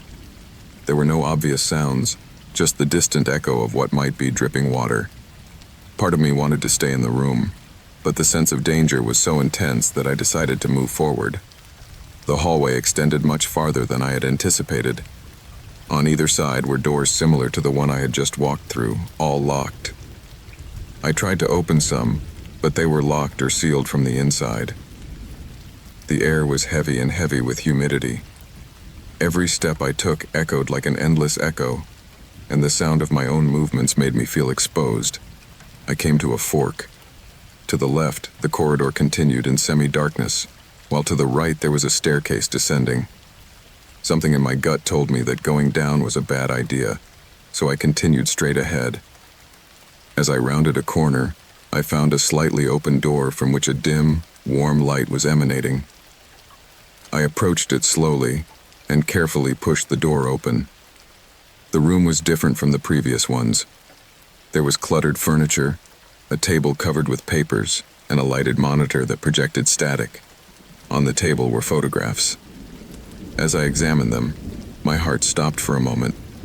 They were pictures of me, taken at different moments of my daily life, leaving the house, shopping at the supermarket, sitting in a coffee shop. Some of them were recent enough to recognize the clothes I was wearing. My stomach churned and I dropped the photos on the table. I wanted to search the room for anything useful, but an abrupt sound stopped me in my tracks. It was footsteps, slow and methodical, echoing from the hallway. I turned off the monitor, although its light had already caught the attention of whoever was there. I hid behind a rickety bookshelf and held my breath. The footsteps stopped just inside the entrance to the room. I could hear the intruders breathing, heavy and rhythmic. After a moment that seemed eternal, the footsteps continued on their way. I waited a few minutes before coming out of my hiding place. My heart was pounding so hard that I feared it might give me away. I knew I couldn't stay there. I had to find a way out. I left the room and resumed my walk down the hallway, this time more carefully. In the distance, I heard a noise I hadn't heard before. It sounded like a mixture of electrical humming and machinery running. Finally, I came to a double door that led to what appeared to be a warehouse. There were stacked boxes, dust-covered machines, and a series of industrial light fixtures that swung slightly. In the center of the warehouse was one object that stood out, a metal chair with straps on the arms and legs. There were dark stains on the floor around it. The image sent a shiver down my spine, and I instinctively stepped back. That's when I saw it.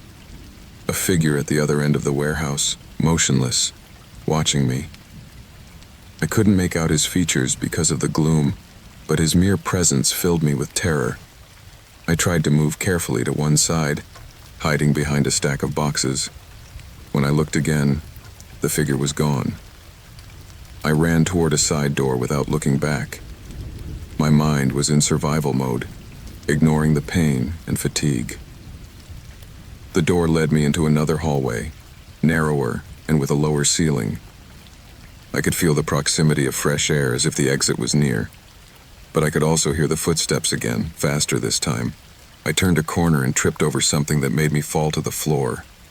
It was a body, inert, with a frozen expression of horror on its face.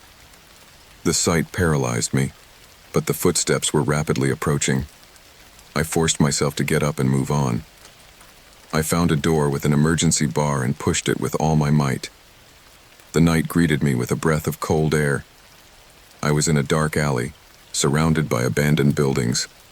There was no one in sight, but instinct told me I had to keep moving.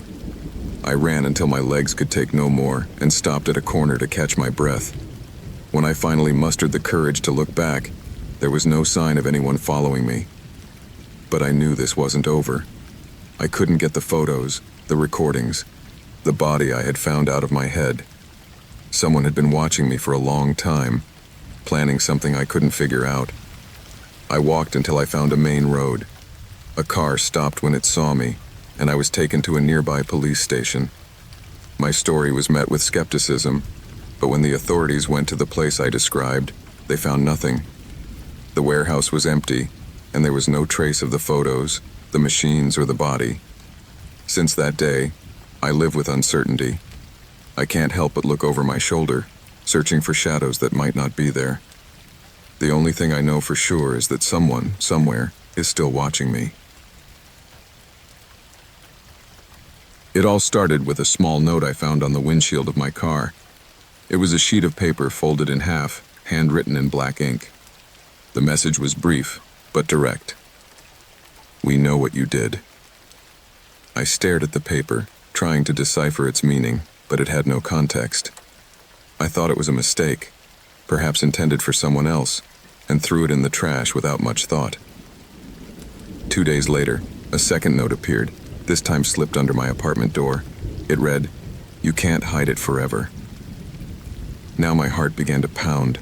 I lived alone, and the building where I resided required a code to gain access. Someone knew where I lived, and that was enough to make me uneasy. For the first time, I began to feel a latent paranoia. I tried to ignore it, although the feeling of being watched would not leave me. Every time I went out into the street, I felt that someone was following in my footsteps. I would turn my head abruptly, but I never saw anything out of the ordinary. One morning, while going through my mailbox, I found another note. This time, it included a photograph of me walking to work, taken from a considerable distance. The attached message read, "No matter where you go, we are always close." It was then that I understood that this was not a simple joke. I decided to act with caution. I changed the locks on my apartment and began to keep a detailed record of every incident. Photographs of the notes, the envelopes, anything that could serve as evidence if I decided to go to the police. However, something was holding me back. There was an irrational fear that by involving the authorities, the situation could escalate. The threats continued for weeks. Some were simple notes. Others came in the form of text messages from unknown numbers.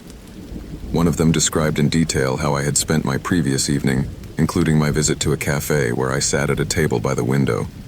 This confirmed my fears. Someone was following me closely, watching my every move. My daily life became a hell of constant anxiety. I installed security cameras inside and outside my apartment, but every night I reviewed the recordings without finding anything suspicious. Paranoia began to affect me psychologically. I avoided going out unless it was strictly necessary, and I distanced myself from friends and colleagues. One night, while reviewing one of the cameras, I noticed something that made my blood run cold. A hooded figure had stood outside my door for several minutes before slipping a note. Although I couldn't see his face, His posture and movements were strangely familiar. It was then that I realized that I probably knew this person. I began to mentally review each of my recent interactions. I had no obvious enemies, but I also realized that my daily life was full of superficial encounters that could hide unknown intentions. I decided to take a close look at those around me at work, in the building, and in the places I frequented. One day, as I was walking to my car, I noticed that one of my coworkers, Jorge, seemed to be following me. He had always been a reserved person, someone who didn't stand out too much. It seemed like a coincidence that he was in the same parking lot, but my paranoia pushed me to follow him discreetly. I saw him stop at a corner, check his phone, and then walk away like it was nothing. That night I received a message that said, "Don't bother investigating. We know your every move." I felt trapped, as if the stalker was always one step ahead. However, I decided it was time to confront him. I planned a strategy to unmask him. I wrote a fake letter, pretending to know who he was, and threatening to reveal his identity. I left the note in my mailbox, making sure that whoever was behind it would find it. Later that night, the cameras caught the hooded figure again, this time trying to break into my apartment. But I was already prepared. I had installed a silent alarm that alerted me immediately. Building security called, and together we managed to stop the intruder. When they removed his hood, my heart stopped. It was not Jorge, as I had thought, but Luis, another coworker with whom I had barely exchanged words. Luis confessed that it had all been an elaborate revenge for a decision he had made months earlier at work, one that had apparently affected his chances for promotion.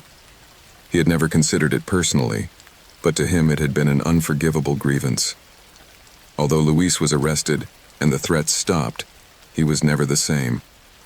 Paranoia had taken deep root in my mind, and every noise or shadow kept making me jump. I had discovered the truth, but the cost was a peace of mind that I might never fully recover. Silence in a cave is not real silence. It is a silence interrupted by drops of water falling from the stalactites, by the echo of my own footsteps, and sometimes by the sound of my own amplified breathing. It all began as a simple adventure, an attempt to escape the daily monotony. I had heard of this particular cave, a largely unexplored tunnel system, and decided it would be an exciting experience to explore it on my own.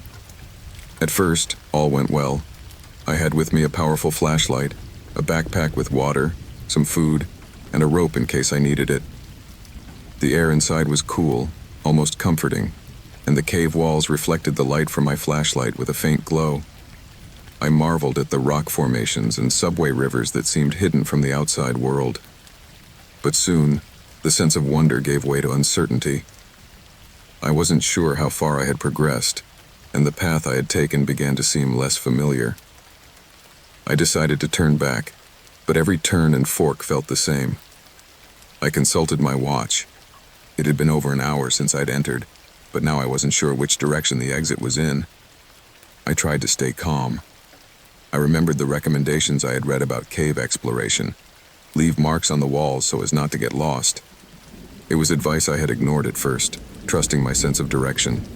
Now, however, that confidence was becoming a liability.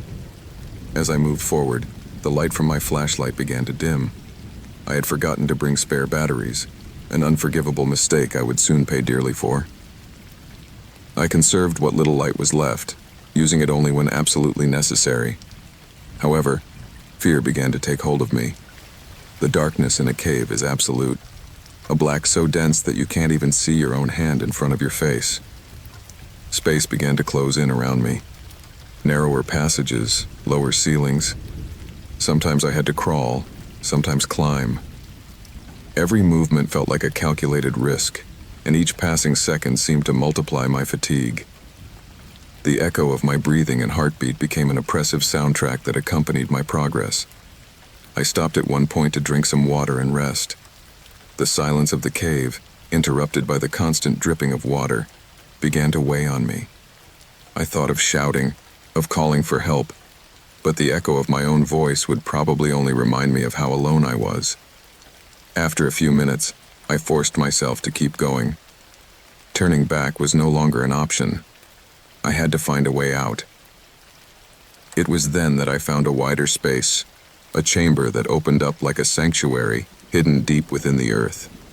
In the center, a subway lake reflected the dim light of my flashlight.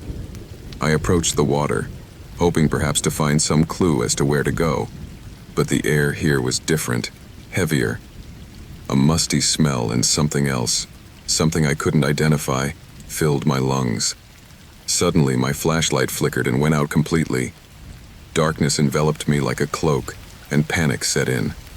I stood still, listening to my own breathing, trying to calm myself.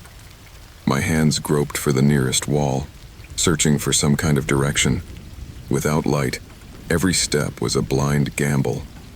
Time lost all meaning. I didn't know if it had been minutes or hours since my flashlight went out. My legs were shaking. My hands were scratched by the rocks and my throat was dry. Every time I thought I found a way, I hit a dead end.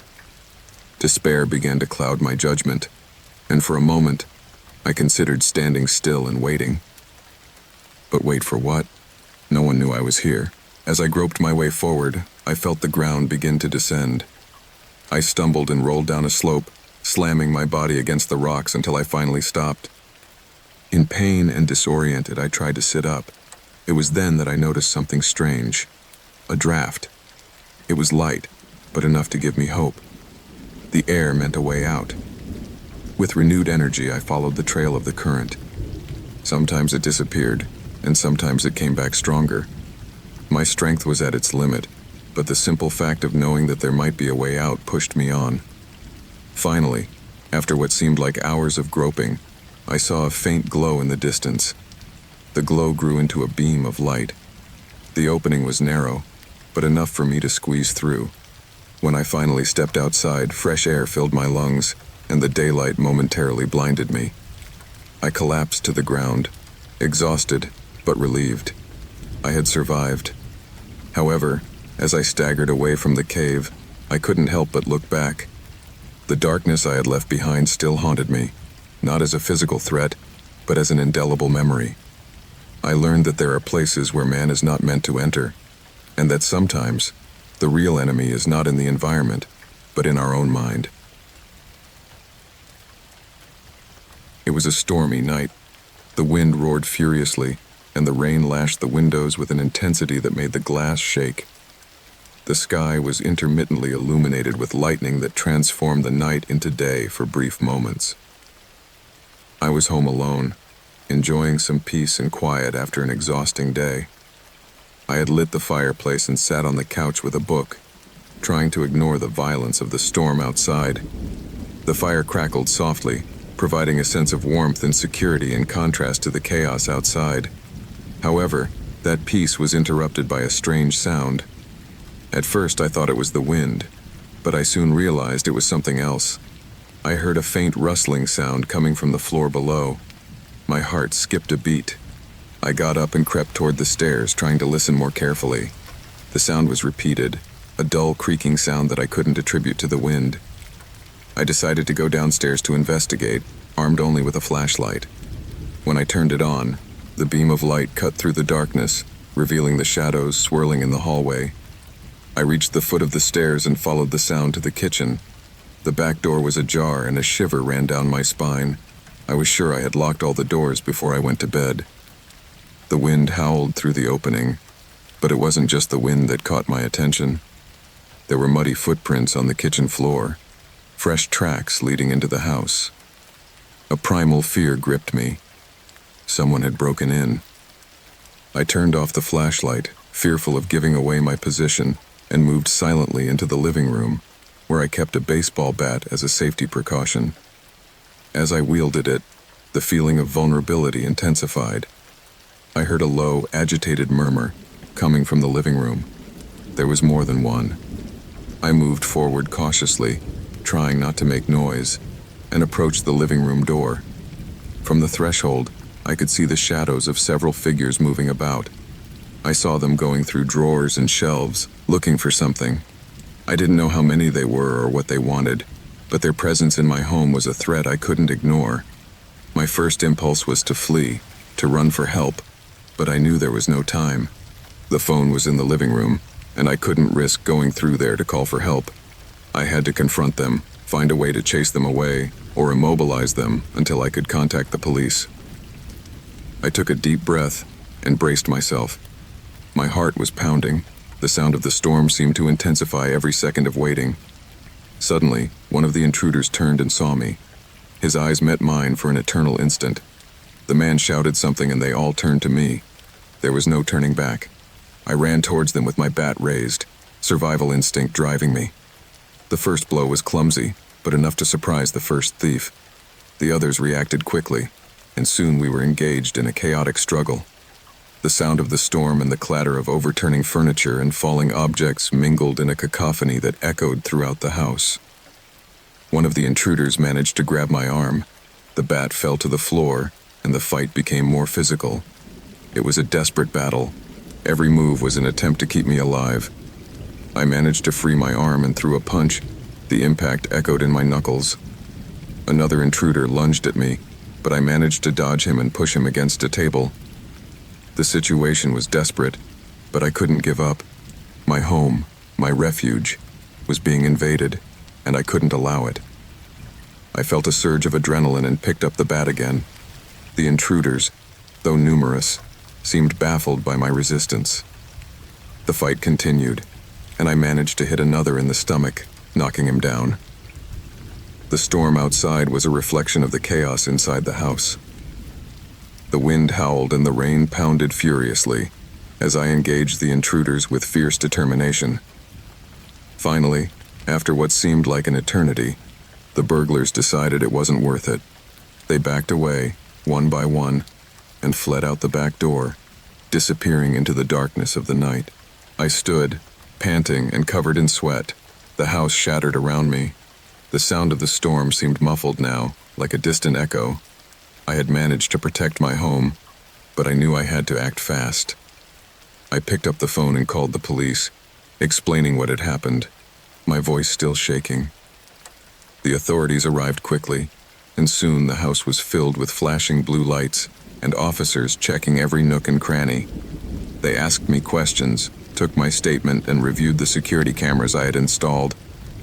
The footage clearly showed the intruders entering, but didn't reveal much about their identity.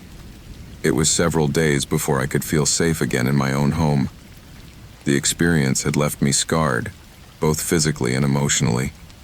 I had faced terror in its purest form and had emerged victorious, but the scars remained. Every stormy night, every shadow in the darkness, reminded me of the vulnerability I felt that night. However, I also learned something important about myself. I had found a strength and determination I didn't know I had. I had faced danger and protected my home, my refuge. I knew I had to use my experience to help others, to share my story, and to make sure no one else had to face the terror I had experienced. Every time I heard the sound of a storm, I remembered that night and how it had changed my life forever. The experience had taught me to cherish every moment, to live with purpose and to take nothing for granted. The fight for safety and justice never ends, and I was determined to keep going, no matter what challenges came my way. I had faced mystery, terror, and suspense in its purest form, and had emerged stronger. My daily routine at the company had always been monotonous, arriving early, sitting in front of the computer, reviewing reports, and attending meetings that seemed endless. Nothing out of the ordinary. However, everything changed that Friday when, out of a combination of boredom and curiosity, I discovered something I should never have found. I had been working late, the building empty and silent except for the constant hum of the air conditioner. While trying to print a report, I noticed that the printer on my floor was out of service. The only option was to use the one in the basement, an area I rarely visited, and which had always had a strange air about it. The hallways were narrow, with exposed pipes in the ceiling and flickering lighting that had never been repaired. When I reached the basement, something caught my eye. A door I had never seen before, marked with a sign that read, "Restricted Access." I thought it was curious, because I had been working at this company for years and knew every nook and cranny of the building, or so I thought. The lock was electronic, but surprisingly it was ajar. Curiosity overcame prudence, and I carefully pushed the door open. The interior was completely different from the rest of the building. The floor was covered with gleaming white tiles, and the walls glowed under the light of fluorescent tubes. Advanced equipment filled the room: monitors, stainless steel tables, and glass containers holding oddly colored liquids. Everything was meticulously organized, but the most disturbing thing was the smell. A mixture of chemicals and something more organic, almost fetid. I explored cautiously, trying to understand what this place was. On one of the tables I found folders with documents. As I flipped through them, my heart skipped a beat. They were detailed reports on experiments involving human beings. The titles were technical, but the details were clear. Resistance testing, genetic manipulation, behavioral control. What I was reading was illegal, inhumane, and terrifying. As I was processing the information, a sound interrupted my thoughts. Footsteps. Someone was approaching. I quickly turned off my flashlight and hid behind a bookshelf. 2 people entered the room. From their white coats, I deduced that they were scientists or technicians. They were conversing quietly as they checked the monitors, but their expressions were tense. One of them approached a control panel and activated something. A door at the back of the room opened, revealing another room. When they moved away, I decided to investigate further. The new room was even more disturbing. There were cages, some empty, others with animals that seemed to be in altered, almost mutated states. But the worst was to find a glass capsule in the center of the room. Inside was a man, connected to multiple tubes and wires.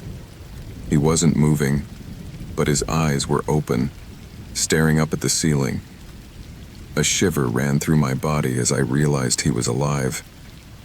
I snapped pictures with my phone, needing proof of what I had seen. As I did, I heard footsteps approaching again. I didn't have time to escape, so I hid behind a closet. This time there were 3 people, and they seemed to be arguing. One of them, evidently the leader, ordered something, and the other 2 began to search the place. One of them came dangerously close to my hiding place, and for a moment I thought I had been discovered. But something in the corridor caught their attention and they quickly left. I seized the opportunity to escape. I retraced my steps, secured the laboratory door, and ran for the stairs. My mind was in chaos, trying to process what I had seen and how to deal with it. I couldn't just ignore it. When I got to my desk, I saved the photos to a USB flash drive and deleted any trace of them on my phone. I spent the weekend doing research. I discovered that the company had ties to government contractors and that there were rumors of undercover projects, but I found nothing concrete. On Monday, I decided I needed to report it, but I knew this would not be easy. I couldn't trust anyone inside the company, and going to the authorities was risky.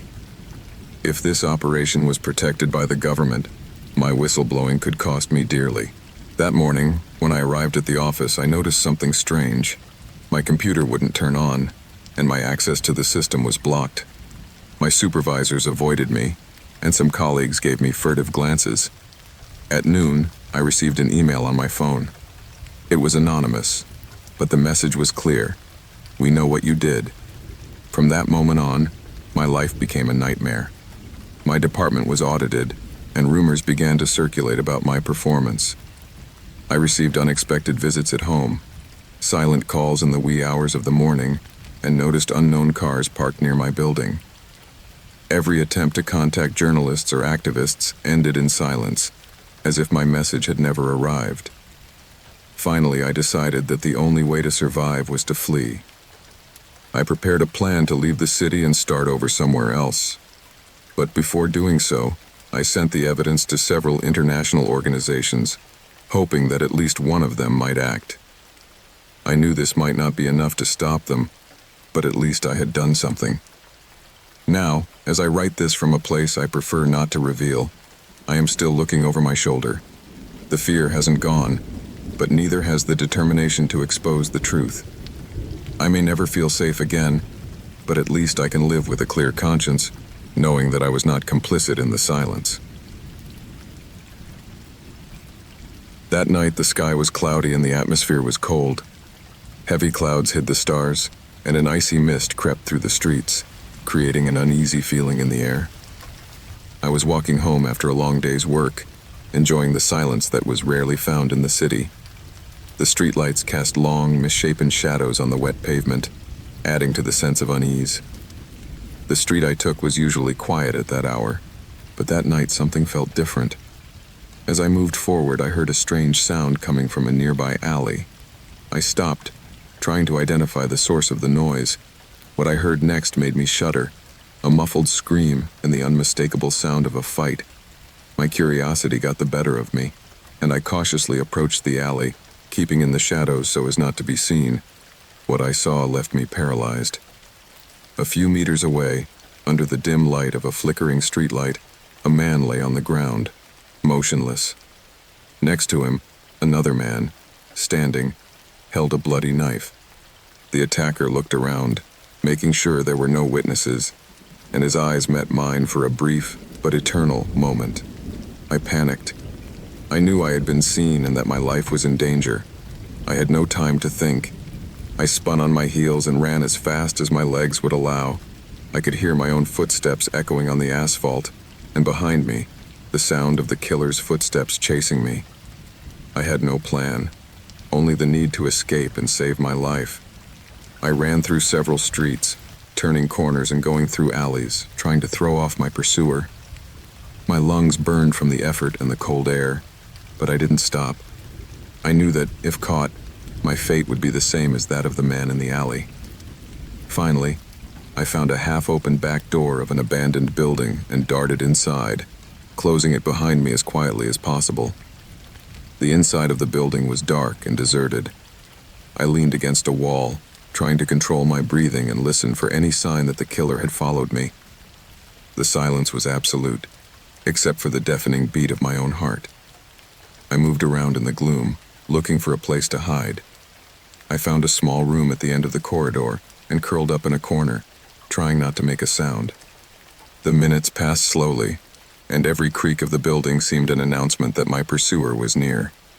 Finally, exhaustion and fear overcame me, and I fell into a restless sleep, filled with nightmares of being found and killed. I awoke with a start when I heard a loud noise, but soon realized it was the sound of a door closing somewhere in the building. It seemed that the killer had not followed me there. I knew I couldn't stay in that place forever. Morning was beginning to dawn, and the light of dawn was filtering through the cracks of the broken windows. With my body aching and my fear still present, I cautiously made my way out of the building. I had to find help, but I also knew I had to be careful. The killer might be looking for me, and I couldn't trust anyone.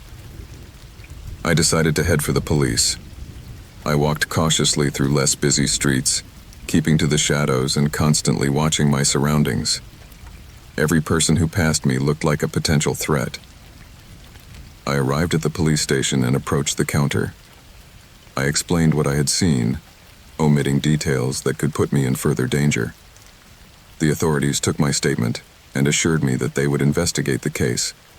They advised me to stay in a safe place and not to talk to anyone until they found the killer. Although they offered me protection, I knew I could not fully trust the police. I needed a safe place, and I knew my house wasn't it. I contacted an old friend, someone I could trust, and briefly explained the situation. He offered me to stay at his cabin outside of town, a secluded and safe place where I could hide while the authorities investigated. I accepted his offer and headed that way, feeling a little more relieved to be out of the killer's immediate reach. The cabin was located in a quiet forest, away from the prying eyes and danger of the city. The natural setting provided me with a sense of calm and security that I had not felt since the night of the murder. I spent the days at the cabin, trying to keep a low profile and keep busy with simple tasks, but the fear never completely disappeared. Every noise in the woods, every creak of wood, made me jump and remember the killer's face. One night, as I was trying to sleep, I heard a car approaching down the dirt road. My heart raced. No one should know I was there. I turned off the lights and hid in a dark corner of the cabin, my mind racing with possible scenarios. The car's headlights briefly illuminated the window before fading. I heard footsteps approaching the door. Terror washed over me, but I tried to remain calm. I remembered the baseball bat my friend had left in the cabin for emergencies and grabbed it with trembling hands. The footsteps stopped in front of the door, and I heard a soft knocking sound. My breathing was rapid and shallow as I waited for the inevitable. The door slowly opened and I saw a dark figure enter. I didn't wait to see who it was. With all the strength I could muster, I struck the intruder with the bat. There was a cry of surprise and pain, and the figure fell to the floor. I turned on the flashlight and saw that it was the killer, with an angry expression on his face. Fear turned to determination. I knew I couldn't give him another chance to kill me. With a second punch, I knocked him unconscious and quickly called the police. The authorities arrived quickly and took the killer away. Finally, I felt a sense of relief that I was no longer in immediate danger. The experience left me scarred. I had witnessed a murder and had had to flee for my life. I had faced terror and suspense in its purest form and had emerged victorious. But the scars, both physical and emotional, remained. I returned to the city and resumed my life, albeit with a new perspective. I was grateful for every day, every moment of peace, and I knew I would never take anything for granted. The experience had taught me the importance of courage and resilience. I knew I had to use my experience to help others, to share my story, and to make sure that no one else had to face the terror I had experienced. The morning had started like any other. I woke up in my small apartment, the sun filtering through the curtains. I had an important meeting at the office building where I worked, an appointment I had been looking forward to for weeks. As I got dressed, I couldn't get out of my head the uneasy feeling that had been accompanying me for the past few days, as if something imminent was about to happen. Traffic was heavy, but I made it in time. The entrance to the building was imposing, with its glass and steel facade reflecting the blue sky. As I walked through the doors, the air conditioning greeted me with a cool breeze, a relief in contrast to the heat of the street. I made my way to the elevator, where I shared the space with several colleagues, all engrossed in their cell phones. However, there was a tension in the air that I could not ignore.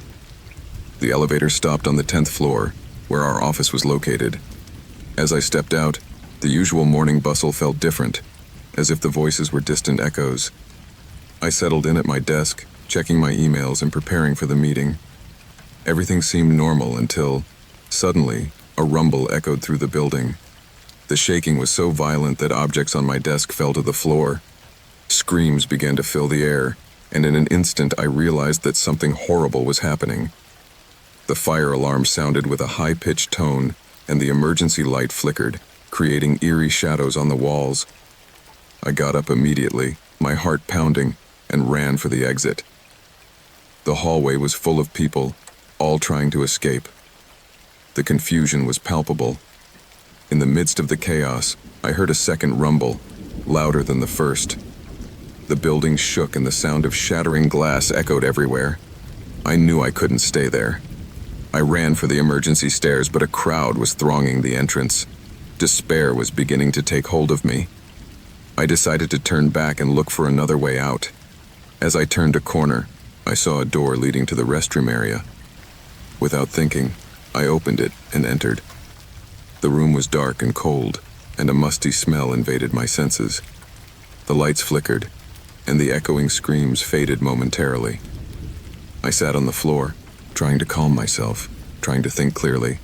My thoughts focused on the situation. A terrorist attack, that was what was happening. The news on TV, the rumors in the streets, everything seemed to fit. The imminent threat loomed over me like a shadow. The utility room was not a safe place, but I had no choice. Minutes passed, though it seemed like hours. I was trapped, completely cut off from the outside world. Suddenly, I heard a series of footsteps approaching. I held my breath, the sound getting louder. The door creaked open, and a dark figure appeared in the doorway. My heart stopped. It was a man, dressed in black, with a cold, determined look. His expression was impassive, as if he were in control of a situation that had become chaotic. I could not discern his intentions, but his presence filled me with terror. Adrenaline surged through my body as I prepared for the worst. The man entered the room, and my mind raced a mile a minute. Was he a terrorist? A hero? I didn't know what to think. His gaze swept quickly around the room, searching every nook and cranny. I froze, as if fear had paralyzed me. He walked over to a small closet and began to go through its contents. The silence was deafening as I watched his movements. In those moments, my mind was filled with memories of happy moments that had been left behind. I thought of my family, my friends, and how it could all be over in the blink of an eye. Life is fragile, and I was at the center of a chaos from which I could not escape. The man turned to me, and for an instant, our gazes met. In his gaze was a mixture of determination and despair. I could not discern whether he was a threat or an ally, but at that moment, the sound of an explosion echoed again, shaking the building to its foundations. The pressure in the air intensified, and I knew time was running out. Without warning, the man lunged for the door. I followed him, driven by a mixture of instinct and fear. We left the room and found ourselves in a deserted hallway. The lights were flickering, and the echo of screams had faded. The atmosphere was tense, and every step I took echoed like a drum in my heart. I didn't know which direction to go. The man was moving quickly, as if he knew exactly where to direct us. I followed him, unable to question his actions. When we reached a service staircase, we began to descend. The air grew heavier with each step we descended. Uncertainty washed over me, but adrenaline kept me alert. We reached a lower level, a dark and cold basement. There were stacked boxes and forgotten machinery. The emergency light dimly illuminated the space. At that moment, a series of noises echoed in the distance. They were footsteps, voices. The threat was approaching. The man looked at me, and in a quick gesture, motioned for me to hide behind some boxes. There was no time to question his decision. I crouched down and tried to control my breathing, my heart pounding. From my hiding place, I watched as the man took up a strategic position, ready to face whatever was coming. The voices became clearer, and I could make out several men speaking in a threatening tone. They were the terrorists, and they were looking for anyone who might have survived the attack. A cold sweat ran down my back as the reality of the situation settled in on me. The man I had trusted stood silently, watching intently. The tension in the air was palpable, and time seemed to stand still. Finally, the terrorists entered the basement, armed and dangerous. The gaze of one of them met mine, and I felt the world fade around me. The man who had saved me jumped out of his hiding place, and in one swift movement, pounced on the group. The fight was brutal and chaotic. Screams and the sound of blows echoed in the enclosed space. I could do nothing but watch, trapped in my own fear. Suddenly, a gunshot echoed through the room. My heart stopped. The man fell to the floor, and chaos ensued. The terrorists began firing indiscriminately, and panic took hold of me. Without thinking, I ran for the exit, leaving the harrowing scene behind me. I ran up the stairs as fast as I could, my mind focused only on escaping. As I reached the second floor, the fresh air and the sound of sirens gave me brief relief. But the horror of what I had left behind haunted me. The image of the man who had risked his life for me was etched in my mind. When I left the building, chaos reigned outside. Ambulance lights flashed, and the screams of the crowd filled the air. I fell to my knees on the sidewalk, feeling overwhelmed by reality. Memories of the morning became a whirlwind of emotions. News of the attack spread quickly. In the days that followed, the city tried to return to normal, but something had changed in me. Life went on, but I had witnessed the fragility of human existence. The shadow of fear would always be present. In time, stories of heroism and tragedy began to circulate. Men and women who had faced terror, those who had lost their lives, and those who had fought for the living. I walked the streets, feeling the weight of guilt for having survived. I never knew the name of the man who had saved me. I had not been able to thank him, and that sense of debt stayed with me. Life went on, but I would always carry the shadow of that day with me, a reminder that courage is found in the darkest of places and that life can change in an instant. I understood that life is a delicate balance between fear and hope. Terror can strike at any moment, but there are also those who rise up to face it.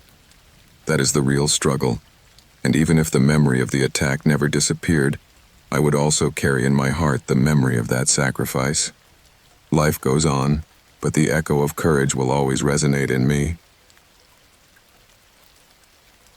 The morning began with a cool, cloudy air, an omen of the storm to come. I walked to work, enjoying the aroma of freshly brewed coffee percolating from the coffee shops along the street. It was a normal day, like any other, until I noticed something unusual in the atmosphere. A stirring among the people, a murmur that grew louder as I went along.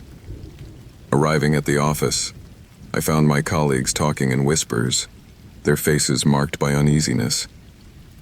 I paid little attention and made my way to my desk, where the monotony of work quickly absorbed me. Yet that sense of unease lingered, like a distant echo that I could not ignore. It was during the lunch break that I first heard the news. The city had recorded an unusual increase in cases of food poisoning. Most of the victims were people living downtown, where the water supply was known for its quality. I was intrigued, but also concerned. Something was not adding up. That afternoon, as I was returning home, I decided to stop by the park. The rain was starting to fall, and the drops were hitting the ground with a steady rhythm. I was walking along a lonely path when I saw a man standing by a tree, with a somber expression. Something about his posture struck me as odd, as if he was waiting for someone or something. But as I approached, he turned around and lost himself in the bushes, leaving me with an uneasy feeling. When I got home, I turned on the television. The news was full of reports about the increase in disease and the possible link to the drinking water. Authorities were investigating, but answers were scarce. Concern turned to paranoia when I recalled the conversation I had had last week with a friend who worked at the water treatment plant. He mentioned a change in supply, something he could not openly share. My curiosity was piqued. That night, I couldn't sleep. The image of the man in the park and the news haunted me. The thought that something sinister might be happening in my city kept me awake. At dawn, I decided to investigate further.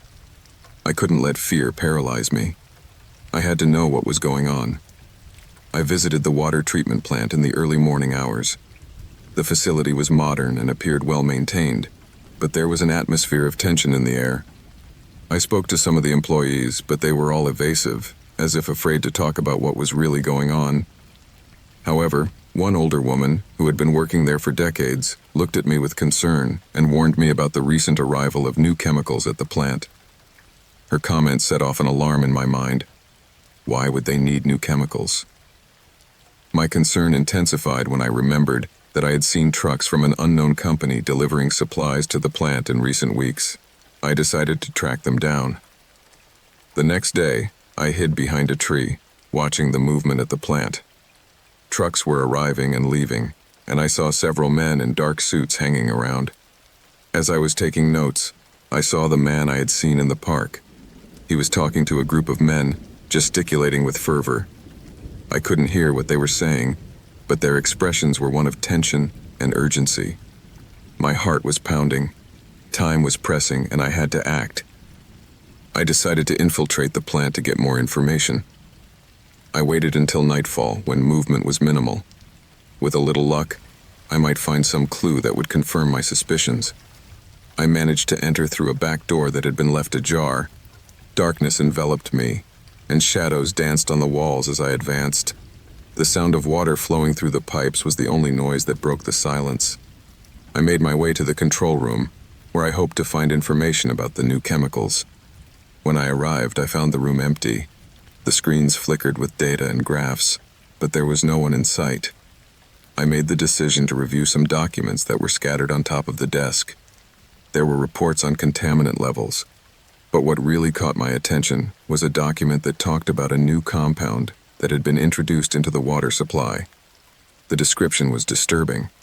Side effects included nausea, dizziness, and in extreme cases, neurological damage. All the information I had gathered began to fit together. There was a plot afoot, and the city's water supply was in jeopardy. I felt a mixture of panic and determination. I had to get out of there and warn the authorities, but just as I turned to leave, I heard footsteps approaching. I hid behind a group of machines. Through a small slit, I saw the men in dark suits enter the room, talking in hushed tones. They mentioned something about completing the operation and leaving no loose ends. My heart stopped. I knew I had to escape before it was too late. Carefully, I stepped back and tried to leave the room. However, a knock sounded at the door, and a man stood in my way. There was no way to get back without being seen. Adrenaline surged through me, and I looked for an alternate exit. As I turned, I saw a dark hallway that seemed to lead to a maintenance area. I ran towards it, with the sound of men behind me. The pressure increased with each step, and darkness enveloped everything around me. My mind raced, trying to find a way to escape. At the end of the corridor, I found a fire escape. Without thinking, I climbed the steps in desperation. I reached the rooftop and had to stop to regain my strength. The city stretched out before me, illuminated by the moonlight. However, I could not afford to waste time. I had to find a way to alert someone to the impending danger. As I looked around, I noticed an access area leading to a neighboring building. With every movement, panic enveloped me. I jumped onto the roof of the adjoining building and slid to the edge. From there, I could see the treatment plant and the movements of the men. My mind was in turmoil, but I knew I had to act. I decided to use my phone to take a video and document what I had seen. I began recording, pointing it toward the plant and capturing the men in action. At that moment, the reality of what was happening settled on me. I wasn't just a bystander. I was witnessing a crime that could affect the entire city. A sense of urgency came over me. I had to get the information to the authorities. As the camera was rolling, I saw one of the men exit the building and head toward the plant area. My heart was pounding. I knew I had to get back on the street and head to the nearest police station to turn in the evidence. Every step I took seemed like a challenge, and the fear of being caught pushed me forward.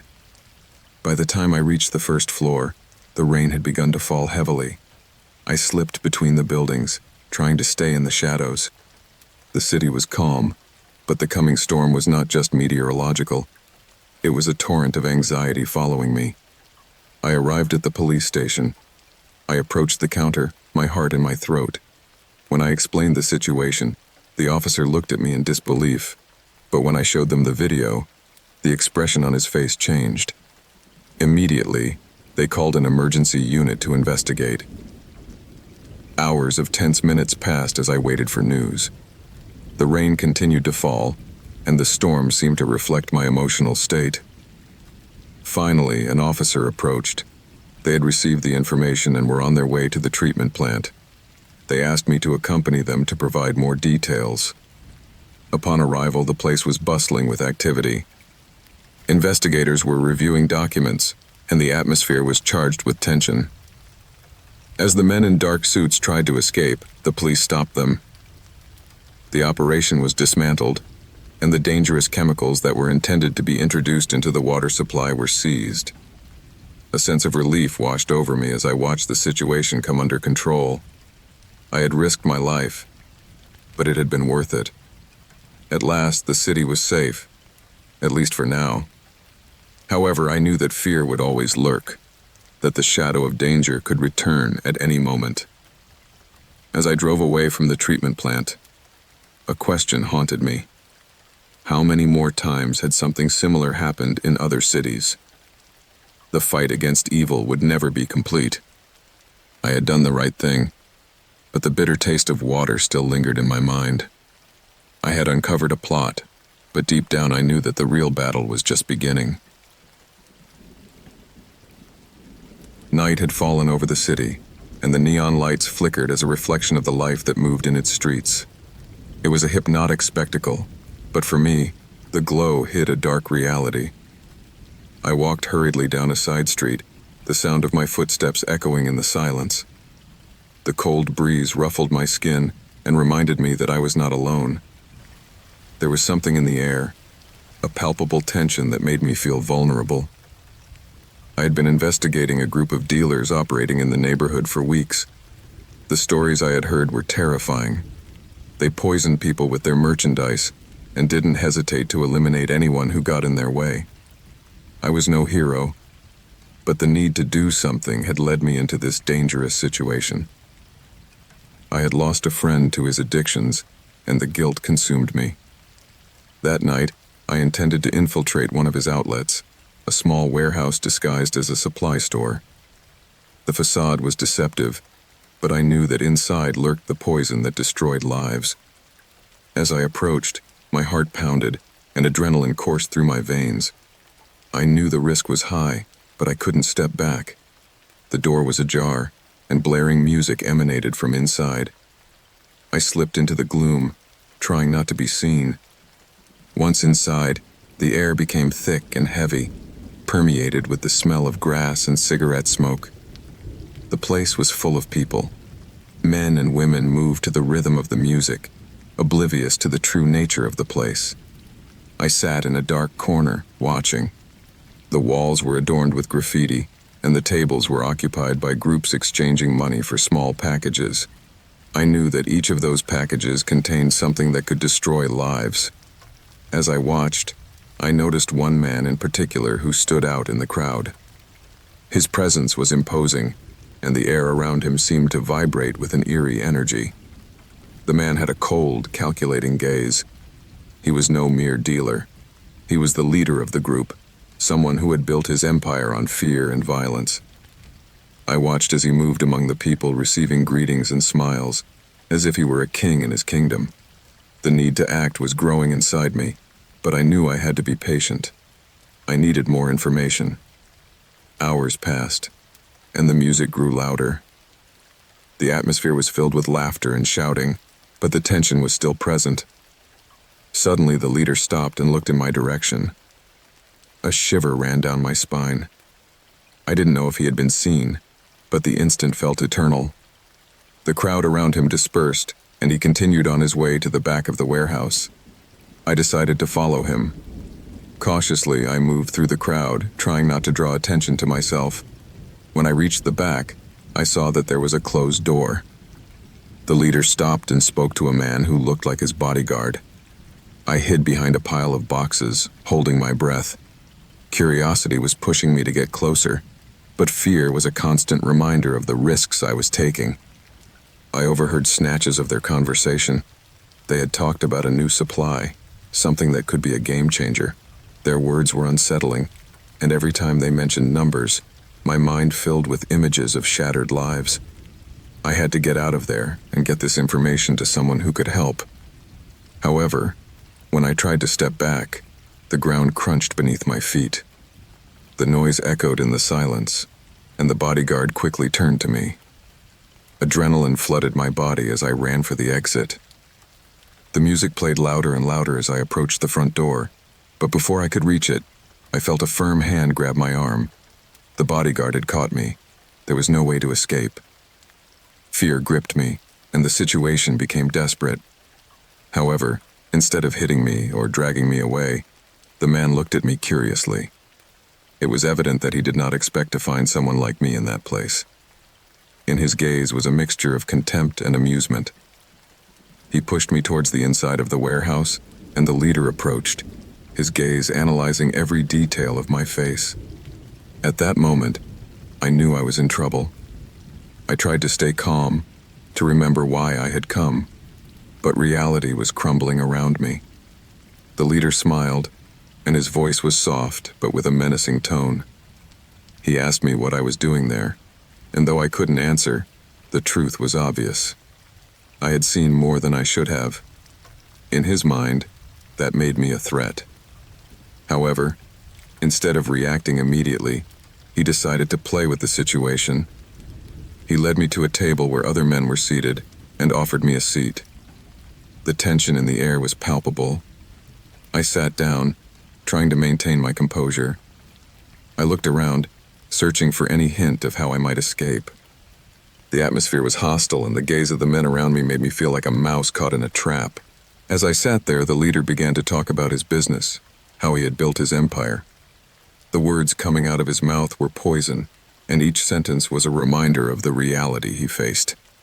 He spoke of the people he had ruined, of those who had crossed his path and paid a high price for it. My mind was racing, searching for a way out of there. Suddenly, I noticed a movement in the corner of the room. A group of men entered, and their presence changed the dynamics of the room.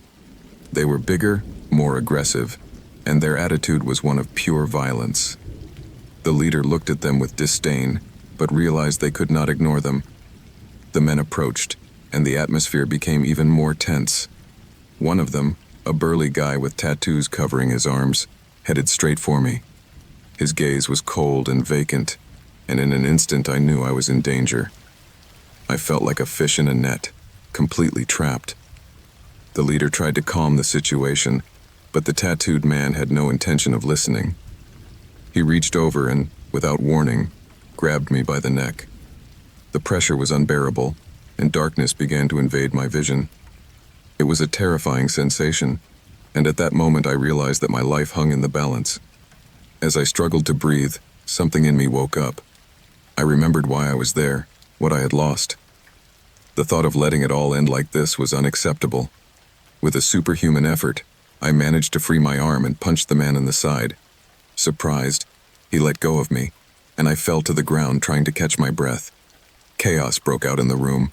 The leader tried to maintain control, but the situation became uncontrollable. The men began to fight among themselves, and the sound of blows echoed in my ears. I took advantage of the confusion and got up, running toward the exit. The cool air hit me like a bucket of cold water. I ran down the street, not looking back. Adrenaline was driving me, and the feeling of freedom was overwhelming. However, I knew I was not safe. There was still a latent risk, and the group would not stop until they found me. When I got home, I sat on the couch, trembling. I had survived, but the experience had left me scarred. In my mind, the image of the leader and his group was still present, and I knew I could not escape them so easily. I had to act quickly. I decided it was time to inform the authorities. I could not allow others to suffer like my friend. I gathered all the information I had gathered, along with the video I had taken. I called the police and told them everything I knew, leaving nothing out. At first, they didn't seem to believe me, but when I showed them the video, their expressions changed. The police organized an operation to dismantle the drug trafficking operation. The tension in the air was palpable as they waited for the right moment to take action. I knew the risk was high, but I also knew it was necessary. There was more at stake than my own safety. The night of the operation arrived. I found myself in a safe place, watching from a distance as the officers moved with precision. The raid was swift and effective. The police stormed the warehouse, and the chaos I had experienced was repeated in an instant. Shouting, banging, and the sound of fighting filled the air. When it was all over, the leader and several of his men were arrested. The news spread quickly, and the city breathed a sigh of relief. I had accomplished what I had set out to do, but the experience had changed me. The shadow of danger would always be present, and the fight against crime would never stop. As I reflected on all that had happened, I realized that life is fragile and that evil can lurk around any corner. I had not won a battle. I had simply done what was right. The fight for a safer world would continue, and although I had faced danger, I knew there were many others still struggling in the darkness. Experience had taught me that you can't fight alone. We need to come together, to be a community. And though the road ahead was full of uncertainties, I pressed on, determined not to let fear stop me. Life goes on, and there will always be a new battle to fight. The afternoon began like any other, with gray clouds covering the sky and a cold breeze that promised rain. I was walking through the city streets, lost in my thoughts, when I decided to take a shortcut through a small park. It was a place I used to visit in my youth, full of memories of simpler times. Today, however, everything felt different, as if a shadow was looming over the place. As I walked through the park, a series of movements on the ground caught my attention. It was a small package wrapped in brown paper, worn by time. My curiosity led me to pick it up. Upon opening it, I found a handwritten list on a crumpled sheet of paper. At the top, there was a heading, "People in Danger." At first, I thought it was a joke or a game. But as I read the names, an uneasy feeling came over me. Each name was accompanied by a brief description: activities, places, times. It was as if someone was keeping tabs on these people, noting details of their daily lives. The last line read, "Act before it's too late." That phrase echoed in my mind, and the weight of responsibility began to crush me. I didn't know what to do. Logic told me I should leave the list where I found it, but something inside me was pushing me to investigate. I decided I had to find out who these people were and why they were in danger. Maybe I could help them. The first person on the list was a man named Steven. The description said he worked at a bike store near my house. I remembered passing by there several times, but I had never paid attention to him. Now, his life was in my hands. I walked toward the store, anxiety biting my stomach. As I arrived, I saw Steven behind the counter, attending to a customer. The store was filled with bikes, accessories, and an atmosphere of joy that contrasted with the gravity of the situation. I watched from a distance, trying to calm my mind. I knew I couldn't alert him immediately. I had to first understand the nature of the danger. As I watched, I noticed a suspicious-looking man in the corner of the store. His gaze was unsettling, and he seemed to be watching Steven intently. Unease grew in me. Was he the one posing the threat? The conversation between Steven and the customer dragged on, and the stranger continued to stalk from a distance. The pressure increased with every second.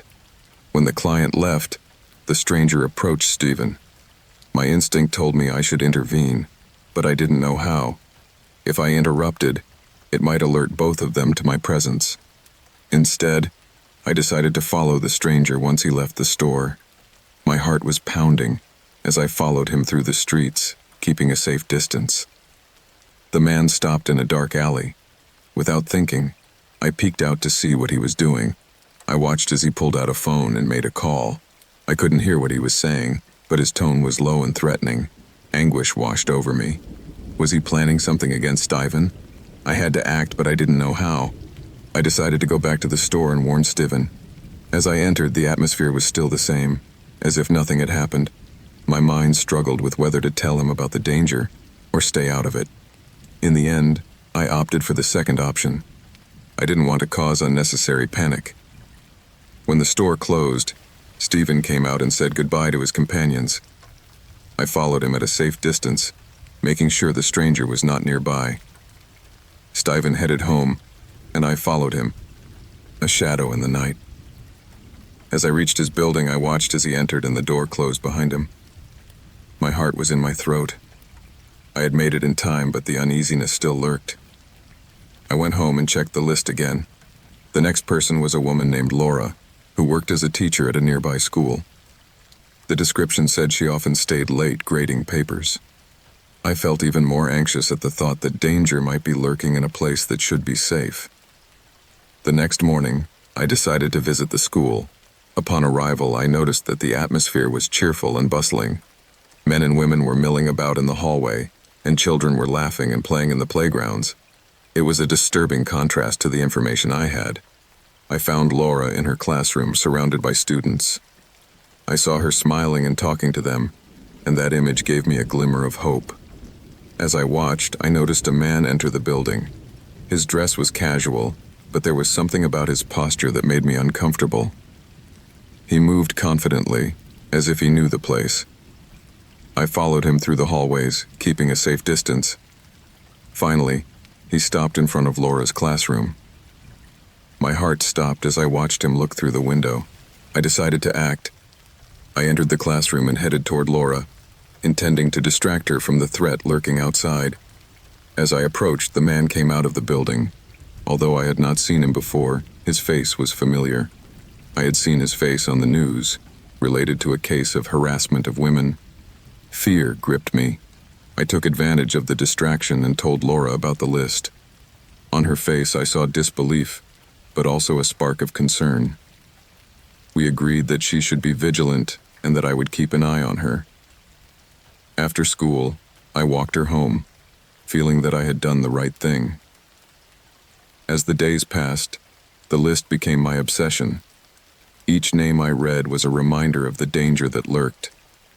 The next person on the list was a man named Roberto, a journalist who had been investigating illegal activities in the city.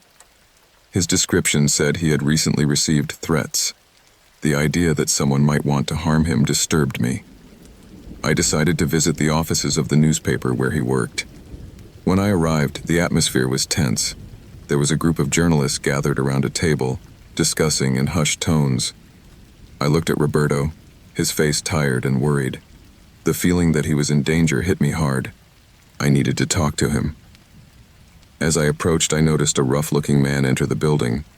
His gaze was hard, and his presence radiated hostility. I hid behind a pillar, watching his movements. He walked directly towards Roberto and began to speak to him in a low voice. The conversation seemed tense, and the concern on Roberto's face was palpable. I could not stand idly by. With no more time to lose, I came out of my hiding place and approached them. Roberto recognized me immediately, but I could not let the stranger see my concern. I introduced myself as a friend of the family, trying to smooth over the situation. I spoke quickly, making sure Roberto understood that he should be careful. The stranger, at first puzzled by my intervention, seemed to lose interest. With a dismissive look, he walked away, and Roberto looked at me with gratitude and confusion. I explained briefly about the list and the danger it posed. His face became serious as he realized that his investigation had put him in someone's crosshairs. As I left the building, I felt exhausted and relieved at the same time.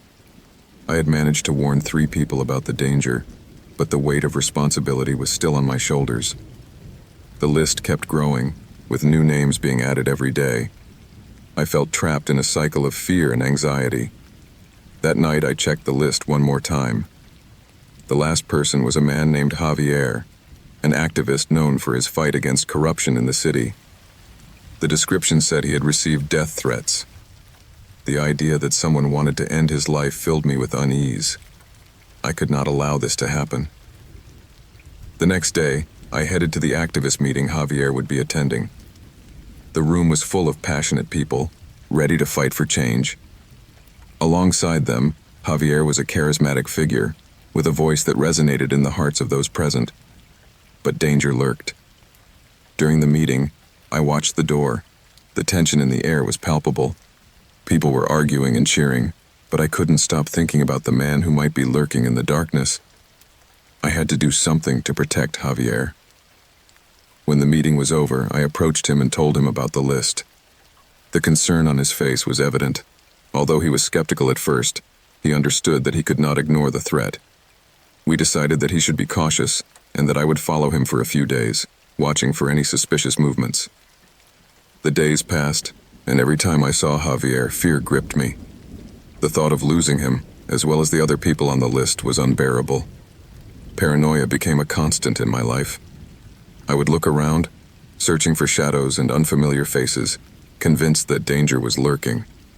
One night, as I was returning home after accompanying Javier to his meeting, I decided to take a different path.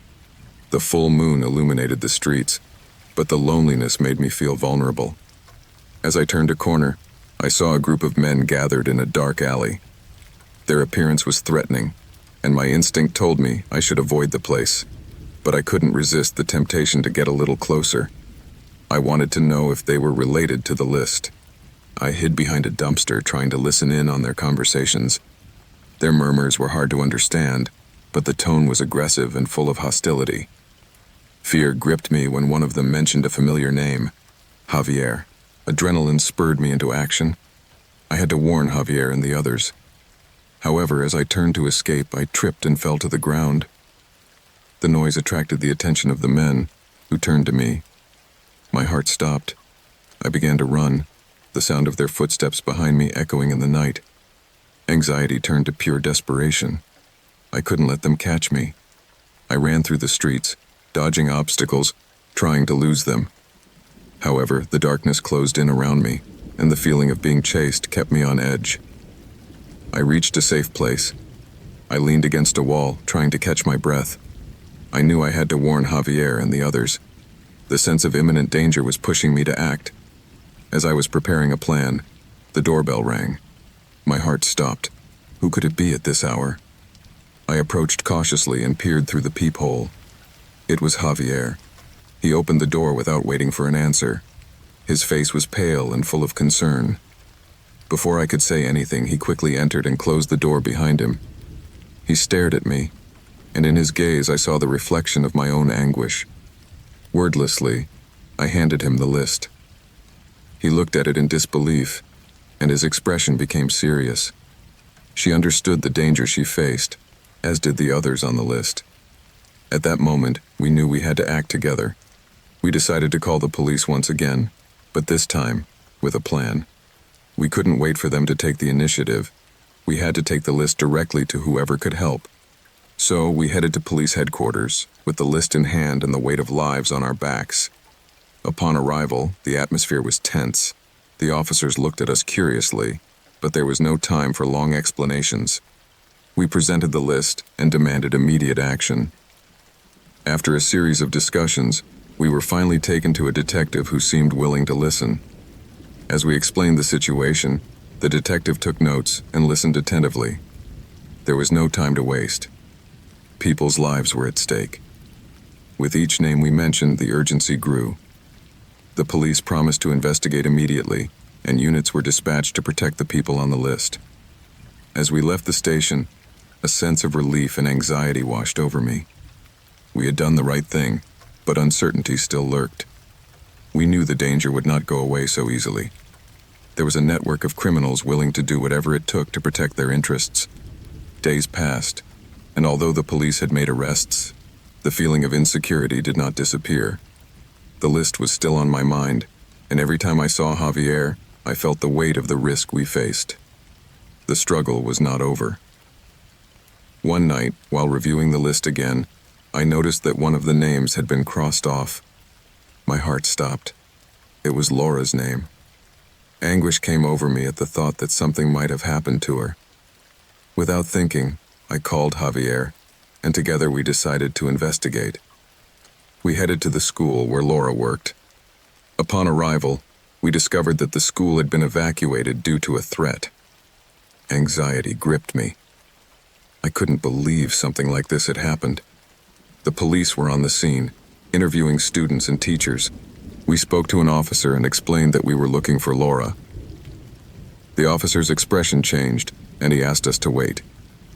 Uncertainty consumed me, and the wait felt endless. Finally, an officer approached and informed us that Laura had been taken to safety, but had been involved in an incident. A sense of relief washed over me, but the worry was still present. We could not allow this to happen again. We decided it was time to act, to take control of the situation. With list in hand, we began talking to people and raising awareness of the danger they faced. As the days went by, the list became a symbol of resistance. The community began to unite, and the fight against human and drug trafficking intensified. The police cracked down harder, and the pressure on criminals increased. Although the road ahead was full of obstacles, we knew that every small step counted. The experience had changed me. The list I had found in the park became much more than a set of names. It was a reminder of the power of community and the importance of fighting for what is right. He had faced fear, he had seen danger up close, and although the battle was not over, he knew he was not alone. As I walked through the streets of the city, a sense of determination came over me. The struggle for a better future would continue, and although the road was full of challenges, I knew that every effort counted.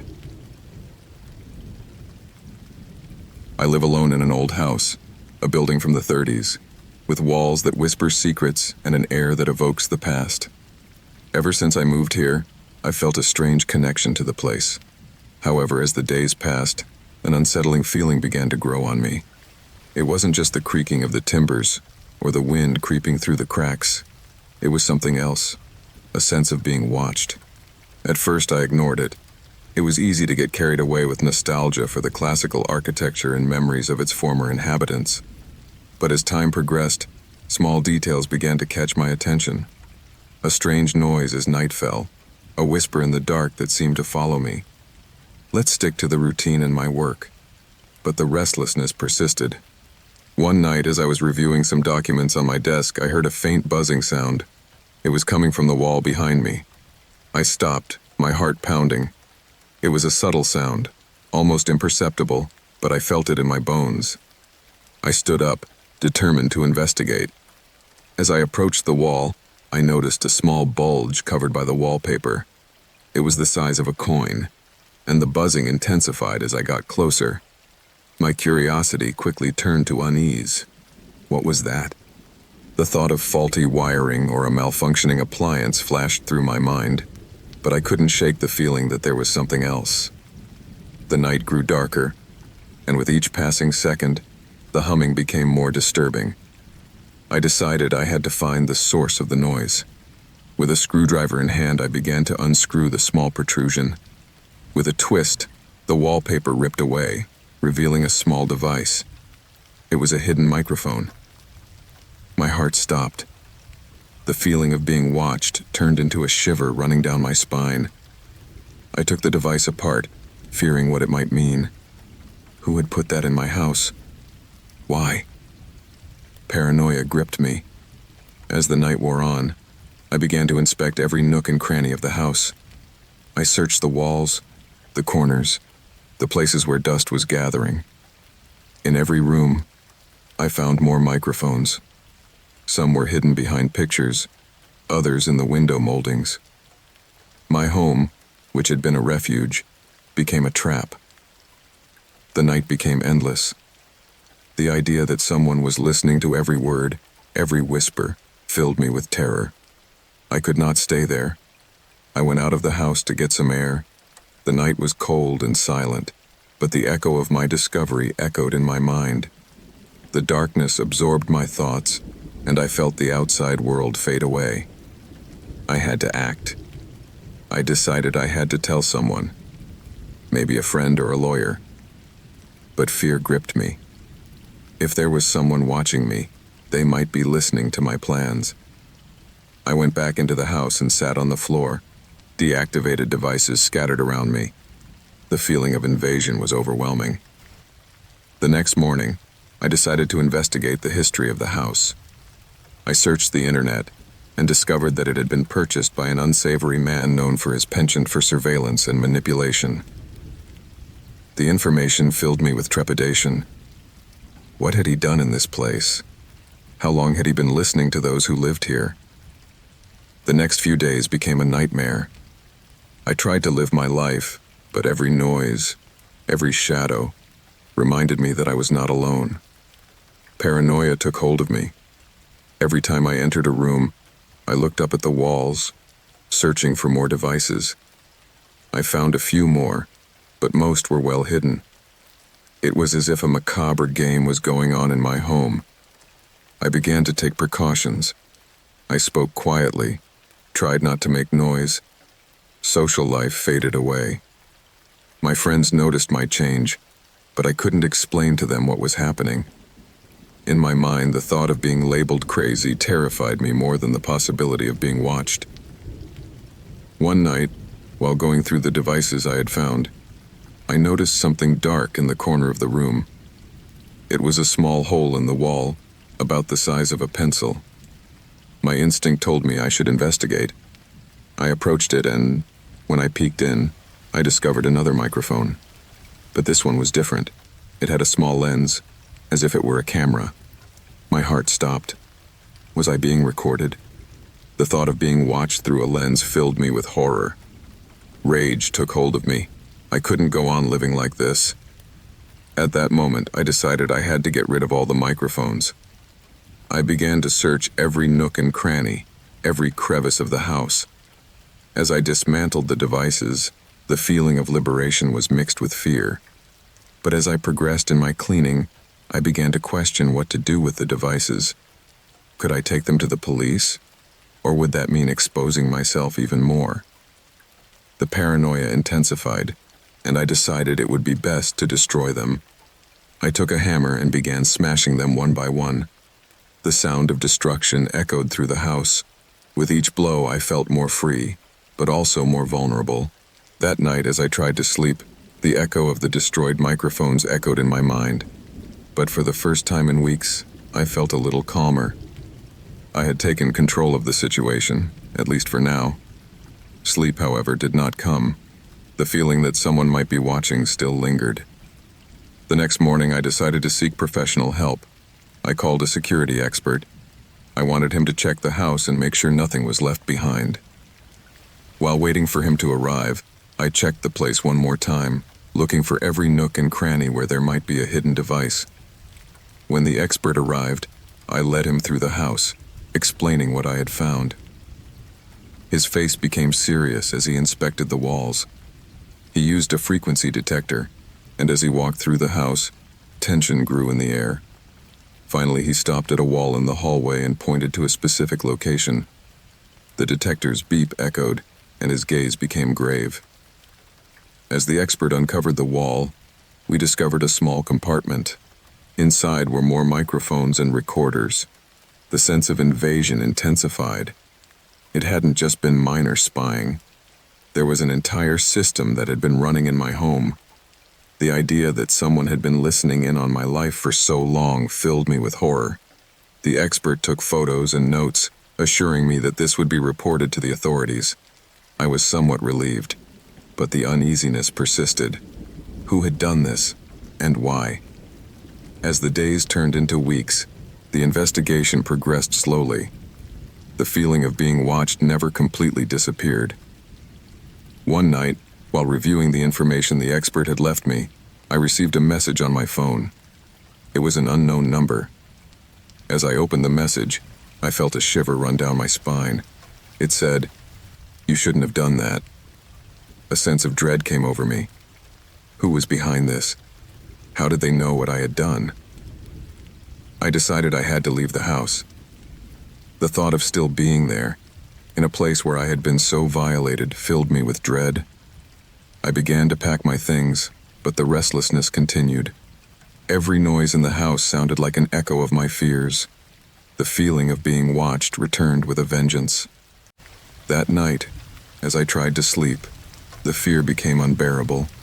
The thought that someone might be lurking, waiting for the right moment to act, kept me awake. I decided I had to get out and find a safe place. As I prepared to leave, I heard a noise coming from the hallway.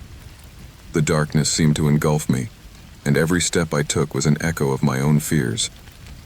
As I reached the hallway, I saw a shadow move around the corner. Without thinking, I took a step back, but it was too late. The shadow moved closer, revealing a man with a familiar face. It was the former owner of the house, the man I had been spying on from the beginning. Surprise and terror mingled inside me. I had no idea how he had gotten in, but the look on his face was pure malice. I felt the air rush out of me. The feeling of being caught in his trap was overwhelming. I couldn't let him trap me. Without thinking, I ran for the door, but he stood in my way. The struggle was brief, but intense. As I tried to escape, I remembered the microphones I had found and destroyed. Rage took hold of me. I couldn't let it take me. With one swift movement, I managed to push him off and run out into the street. The cold night air hit me like a relief. I ran without looking back, feeling that freedom was only a few steps away. I didn't know where I was going, but I was determined to leave behind the horror I had lived through. The house was left behind, and with it, the feeling of being a prisoner in my own home. As I walked away, the echo of my experience resounded in my mind. Fear and paranoia had consumed me, but I had learned a valuable lesson about the vulnerability of spaces we consider safe.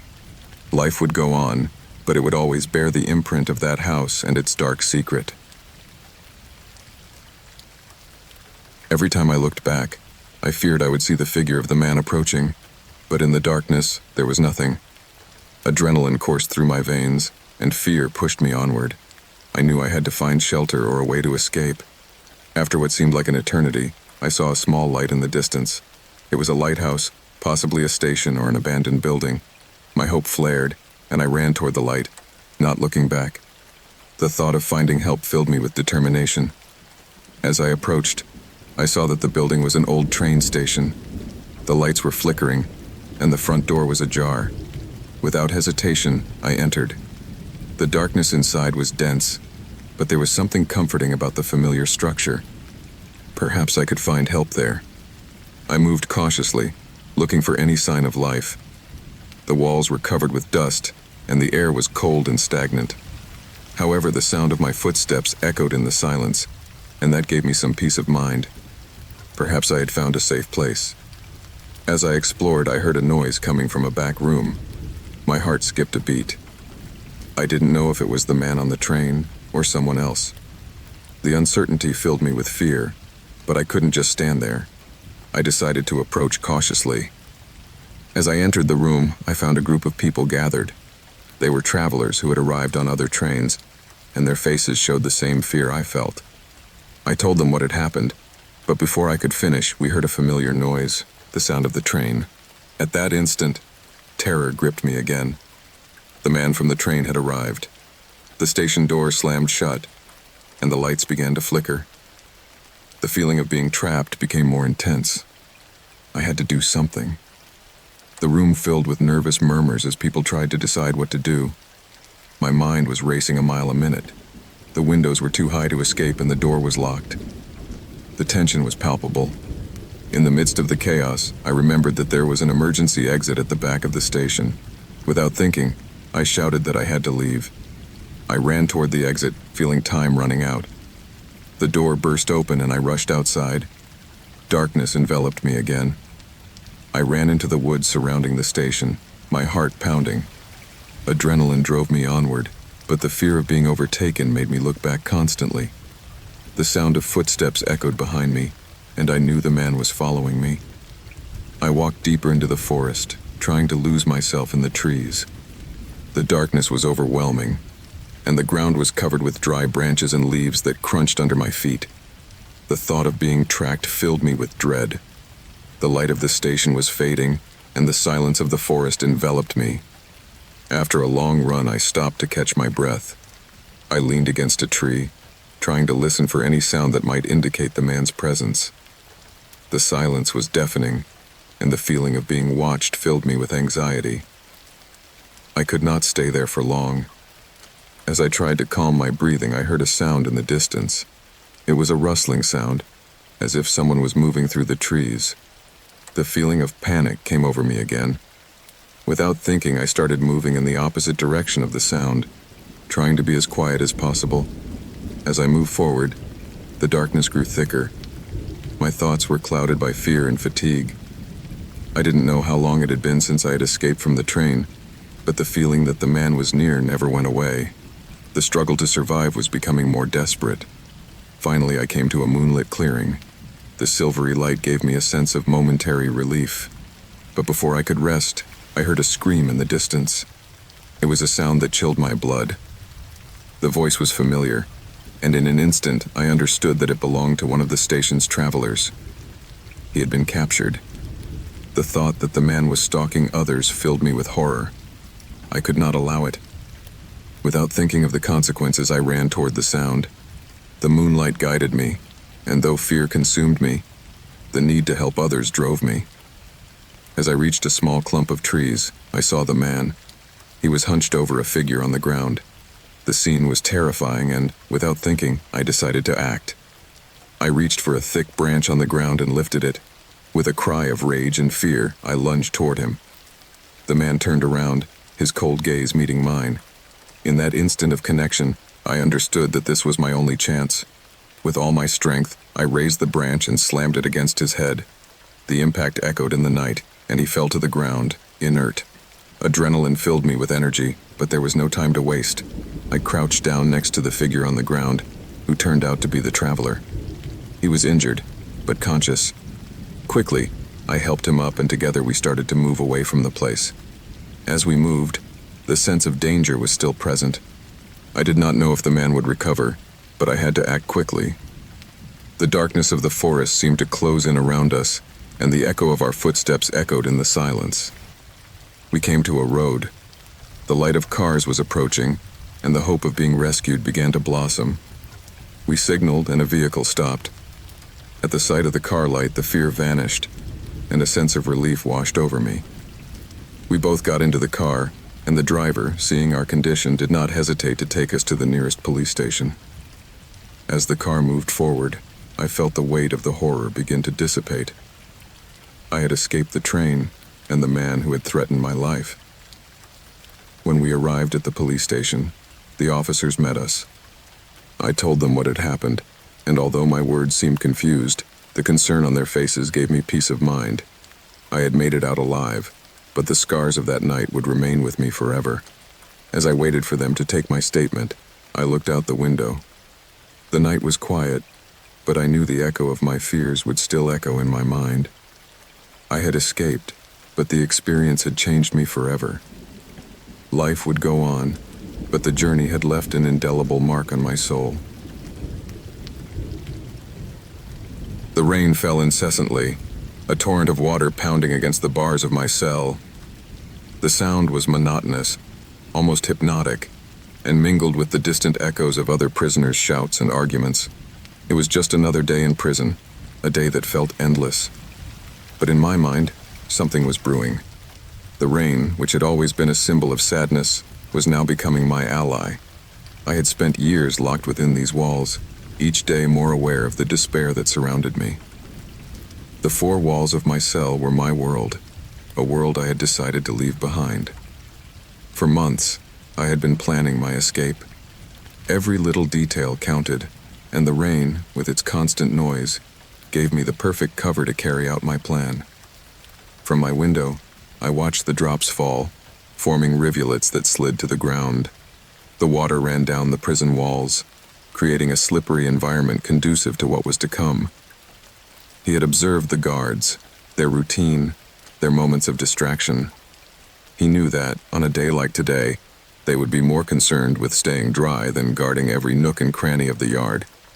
The clock read 3 o'clock in the afternoon, the time when most of the prisoners returned from their activities, when the yard emptied and the surveillance relaxed. It was my time. I made sure everything was ready. I had obtained a small tool, a sharp piece of metal that I had hidden for weeks. With it, I had been able to open a small hole in the wall of my cell, a passage to freedom. My heart pounded as I slipped through the narrow passageway I had created. The dampness enveloped me, and the smell of mold and metal filled me with anxiety. But I couldn't turn back. Every meter I advanced was another step closer to freedom. The rain continued to fall, and my footsteps were silent on the wet ground. As I left my cell, the corridor was deserted. The flickering light from the bulbs gave me an uneasy feeling. There was no time to waste. I moved forward quickly, keeping my breath held. I knew the road to freedom would not be easy, but determination burned within me. After a few minutes of advancing in silence, I reached a secondary exit that I had seen in my explorations. The door was locked, but not secured. The rain was still coming down hard, and the sound of the water gave me the perfect opportunity to force it open. With a push, I managed to open it. As I stepped out, the fresh air hit me like a wave. The feeling of freedom was at my fingertips, but there was still a long way to go. The courtyard was empty, and the rain formed puddles on the ground. The sky was covered with gray clouds, and darkness loomed over everything. I looked up at the walls surrounding the prison. They were high and covered with barbed wire, but there was a place where mud had accumulated, creating a kind of natural staircase. It was risky, but there was no other option. I started climbing, clinging to the slippery mud. The rain made everything more complicated. My hands got muddy, and the effort exhausted me, but the thought of freedom drove me on. When I finally reached the top of the wall, I looked across. The view was bleak, but there was something beyond, something that promised me a new beginning. I slid my body off the opposite side, falling into a pile of wet leaves.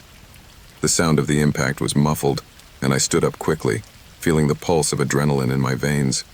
I began to run, mud splattering my legs as I made my way into the forest surrounding the prison. The rain was coming down hard, but in the midst of the storm, I felt like I could breathe again. The forest was dense, and darkness loomed over me. Every step I took echoed in the silence, and the sound of the rain on the leaves created an eerie symphony. I didn't know where I was going, but I had to get away from the prison as quickly as possible. Freedom was near, but there was also the danger of being caught. As I ran, my mind filled with memories. Thoughts of what I had left behind, of the life I had lost. Every drop of rain seemed to erase a bit of my past, but I couldn't let the melancholy stop me. Freedom was a goal, and I had to stay focused. After a time that seemed like forever, I came to a clearing.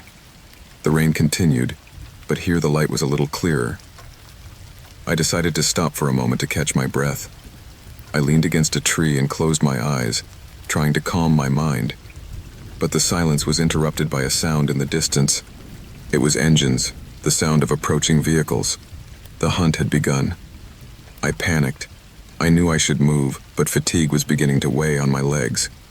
A few meters away, I saw a small, dense bush. Without thinking, I ran towards it and crouched down, trying to make myself as small as possible. The rain was soaking me, but that was the least of my problems. The engines were getting closer, and my heart was pounding. Adrenaline shot my senses, and every noise seemed to amplify in the gloom. From my hiding place, I could see lights coming through the forest. They were police vehicles. The search was on, and I couldn't let them find me. The rain continued to fall, and the sound of the drops on the leaves became a backdrop for my thoughts. I remembered the day I had arrived at the prison, the sentence that had brought me to this place. But now, I was free, and I had to fight to keep that freedom.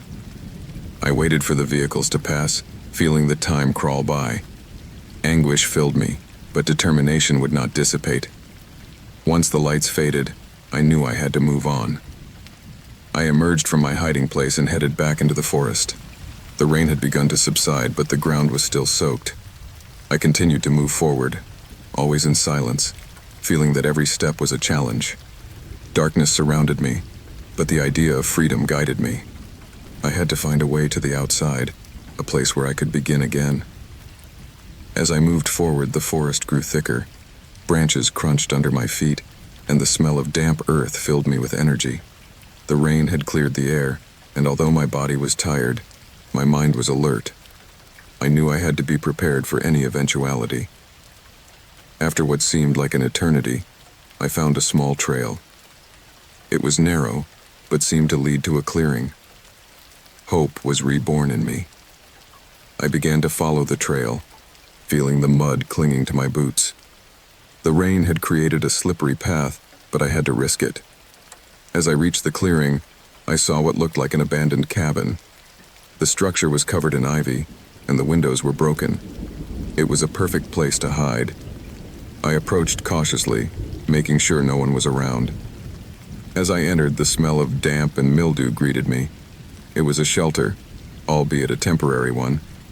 I slipped inside and closed the door behind me. Darkness enveloped me. I sat for a moment on the floor, trying to catch my breath. My mind raced with thoughts, planning next steps. The cabin was a good hiding place, but I couldn't stay there for long. The rain was still pounding on the roof. I realized I had to find something to help me get out of this situation. I started exploring the hut for supplies. I found an old flashlight and some tins of spoiled food. It wasn't much, but it was a start. I had to figure out how to get out of the area and find a safe place. As I was checking the place out, I heard a noise coming from outside. My heart stopped. The sound of footsteps in the mud. Someone was approaching. Adrenaline filled me with dread. Without thinking, I hid behind a broken bookshelf, keeping my breath held. The rain was still falling, but the noise from outside was getting louder. The doors of the hut burst open, and a shadow slipped inside. The figure moved cautiously, and though the light was dim, I could see it was a guard. The search had come this far. I felt fear take hold of me, but I could not let it trap me. As I remained hidden, I watched the guard inspect the hut. I knew I had to act fast. I picked up the flashlight I had found, and with a quick movement, turned it on. The light illuminated the place, and the instant the guard turned to me, his gaze met mine. Time stood still. In an instant of desperation, I jumped out of my hiding place and ran for the door. The guard shouted, but I didn't look back. I ran with all my might, feeling the rain hit my face. Adrenaline was driving me, and even though I knew I was in danger, freedom was my only goal. The forest became a maze, but I could not allow myself to stop. The rain was falling harder and harder, and the sound of the guard chasing me echoed in my ears. My legs were tired, but I couldn't give up. The thought of being caught filled me with dread, and the need to escape kept me moving. I came to a small stream. The water was running strong, and the rain was increasing its flow. Without hesitation, I jumped into the stream and began to swim. The cold of the water hit me, but the urge to escape filled me with energy. I knew this might be my only chance. As I swam, the sound of the rain mixed with the sound of the flowing water. I didn't know if the guard had followed me, but I had to concentrate on getting to shore. I struggled against the current, feeling that each stroke was another step towards freedom. I made it to shore. I crawled out of the water, soaked and tired, but the feeling of having escaped was overwhelming. As I moved forward, the darkness began to dissipate. The rain became lighter, and the sound of the stream became a soft murmur. I felt freer, although fatigue was beginning to weigh on my legs. The thought of having left the prison behind was a relief, but the struggle was not over. After hours of walking, I found a small shelter among the trees. It was a safe place, at least for the moment. I slipped inside and dropped to the ground, exhausted. I closed my eyes, feeling the sound of the rain and the murmur of the stream. Freedom was near, and though I knew there was still a long way to go, I had taken the first step. Time passed, and the rain subsided. I awoke feeling fresher, the light of dawn filtering through the branches. Despite my tiredness, I knew I had to keep going. I had to find a way to civilization, to a place where I could start over. I stepped out of my shelter and took a moment to breathe. The fresh air filled my lungs, and determination was reborn within me. The rain had been my ally, but now I had to be cunning. Freedom was at my fingertips, and I wasn't going to let anything stop me. I began to walk, feeling the damp earth beneath my feet. I didn't know where I was going, but every step was a reminder that I had left the past behind. The rain had washed away my fears, and now it was time to move forward. Life was waiting for me, and I was determined not to look back. The days in the refugee camp were gray and cold, as if the sun had decided to abandon us to the mercy of the eternal clouds that covered the sky. The mist that hung over the place gave everything an air of desolation. The colors of the world seemed to have vanished, leaving only a monotonous landscape that stretched as far as the eye could see. It was a place where hopes faded as quickly as the shadows at nightfall. I had arrived at the camp after a long journey. My home, once filled with laughter and memories, had become a distant memory. The war had forced us to flee, and here we were, stuck in limbo between the past and an uncertain future. The tents lined up like graves from a withered dream, and the sound of the wind howling between them was a constant wail. The first night, the cold chilled me to the bone.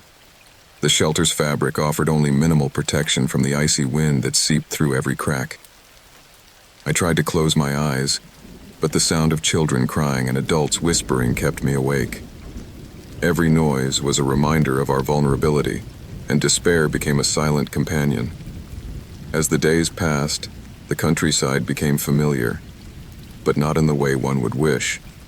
I watched my neighbors, tired faces and lost eyes. There were stories in every look, stories of loss and suffering. Some people tried to maintain a semblance of normalcy. Children played with stones and branches, creating imaginary worlds in the midst of desolation. But every laugh was a mask that hid the pain. One morning, as the rain fell gently, I decided to explore a little beyond the familiar areas. I wandered into a section of the camp that seemed less crowded. The tents were older, and mud covered the ground, as if the earth was trying to swallow the hopes that had been placed in it. There, I found a tent that appeared to be abandoned. The walls were worn down, and the wind was blowing a trail of dry leaves around it. Without thinking, I approached it. Part of me knew I shouldn't, that it was a violation of someone else's space, but curiosity drove me. As I entered, the air was different, charged with a mixture of humidity and something else, a strange fragrance that I failed to identify. The interior was cluttered, with things scattered on the floor. A backpack, wrinkled clothes, and a couple of worn photographs. As I examined the photos, I saw smiling faces, a family, seemingly happy. But there was something unsettling about the way these people's eyes seemed to look at me, as if they knew something I was unaware of. The feeling of being watched made me shudder.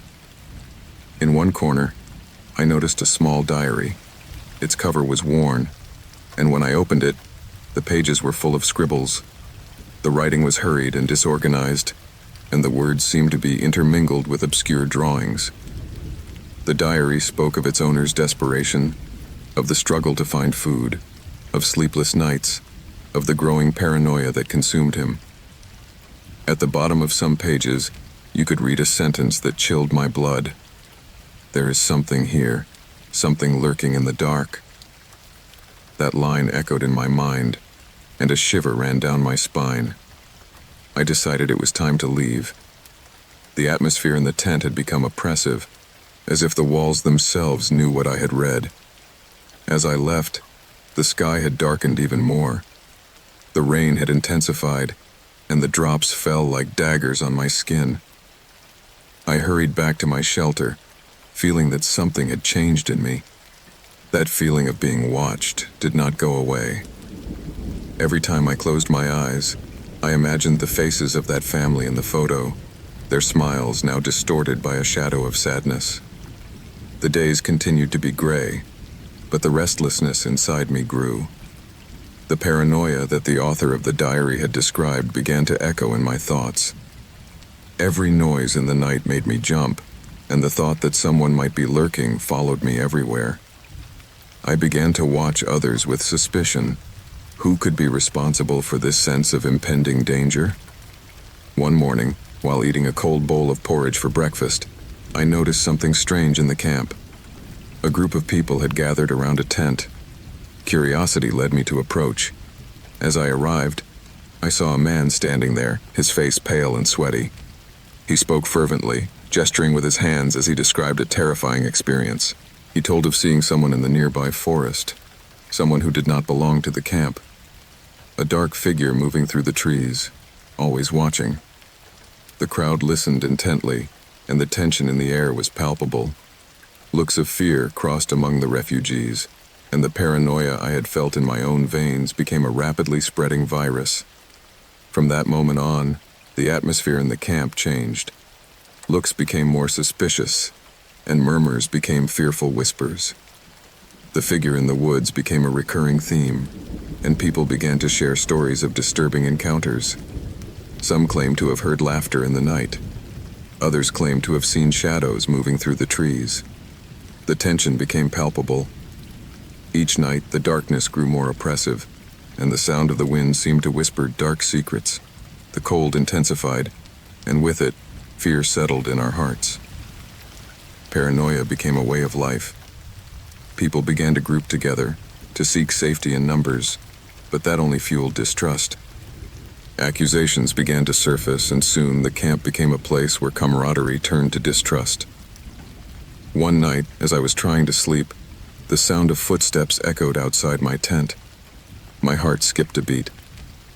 Darkness enveloped me, and the rain fell heavily, as if the sky was trying to drown out the cries of anguish building up in my chest. I stepped out of my shelter, determined to face what lurked in the night. With each step I took, the cold intensified. As I approached the place of the noises, the tension in the air grew thicker. There, at the edge of the forest, I saw a figure. It was a man, his face hidden by the hood of a worn coat. His posture was tense and suspicious, as if he were waiting for something. I felt my breath catch. The feeling of being watched intensified, and a shiver ran down my spine. I decided I couldn't stand there. I backed away slowly, but the crunch of a branch under my feet gave me away. The figure turned toward me, and in that instant, the world seemed to stop. His eyes, dark and empty, met mine. In his gaze was a mixture of despair and madness, as if he had crossed the line between sanity and insanity. Without thinking, I spun on my heels and ran toward the camp, fear gripping me. The image of that man was etched in my mind, and paranoia became a shadow that followed me at every turn. That night, the camp was filled with murmurs and whispers. Everyone was talking about the figure in the woods, and the tension became unbearable. Days passed, and the situation became untenable. Mistrust turned to fear, and fear to violence. Fights broke out among the refugees, and the camp was on the verge of collapse. The figure in the forest became a symbol of all that we had lost, and paranoia became a monster that devoured us from within. One afternoon, while looking for something to eat, I found a group of people gathered in a circle. I approached cautiously, and when I peeked out, I saw that they were looking at something on the ground. It was a body. The man in the hood, the one I had seen in the night. His face was pale and his gaze empty. The rain had fallen on him, and his skin looked like a white canvas in the shadow of the forest. Horror gripped the camp. The figure that had fueled our paranoia and fear now lay dead on the ground. Tension erupted in screams and accusations. Some said he had been a spy. Others claimed he had been a dangerous criminal. The lack of answers made the situation even more chaotic. In the midst of the tumult, a woman approached me. Her face was marked by despair, and in her eyes I saw the same anguish I had felt since the first day. She took me by the arm and dragged me to a secluded corner. There in the shadows, he shared his fears. He spoke of a plan, of the need to escape, to leave behind this camp that had become a death trap. The idea of escape resonated with me. It was the only way to free ourselves from the madness that had taken hold of us. Together, we began to map out a plan. We would do it under the cover of night, when the rain would fall and chaos would reign. We would gather with others who shared our desire to flee. Night came, and the rain was falling again, creating an environment conducive to our escape. We gathered in the clearing, and the tension was palpable. Darkness enveloped us, and the sound of the water drowned out our murmurs. With each step we took, we felt that freedom was closer, but fear remained an echo in our minds. As we moved deeper into the forest, the feeling of being watched returned. Furtive glances crossed between us, and paranoia began to resurface. But there was no turning back. Escape was our only option. We advanced cautiously, each noise echoing in the darkness as a reminder of our risks. We reached the bank of a river. The water was rushing hard, and the sound was deafening. We paused for a moment, contemplating crossing. The cold of the water seemed threatening, but the alternative was to get stuck in the chaos of the camp. The decision was made. With a determined gesture, we jumped into the water. The cold hit me like a punch, and I fought against the current. My companions surrounded me, and together we trudged forward. The rain kept falling, and the water seemed to want to drag us to the bottom, but I couldn't afford to give up. When we finally reached the other shore, relief washed over me. But the fear did not dissipate. The forest stretched out before us, impenetrable and dark. I knew I could not stay there. We began to move forward, searching for a path to freedom. Each step felt like a challenge, and the feeling of being watched never faded. As we moved forward, the murmurs of our companions faded. Paranoia had done its work, and distrust had begun to divide us. Some began to look at others with suspicion, and the tension increased with each step. The figure I had seen in the forest, the man who had fueled our paranoia, came back to my mind. Was it possible that we were not alone? The thought that someone might be watching us, stalking us, filled me with dread. As we moved on, distrust became a monster that devoured any glimmer of hope. We found a clearing where the sound of water ceased. We stopped, and the silence became deafening. The rain was still falling, but the air was cooler. I looked around, trying to understand what had gone wrong. The tension was palpable, and the fear had become a poison that had infected us all. At that instant, a piercing scream echoed in the darkness.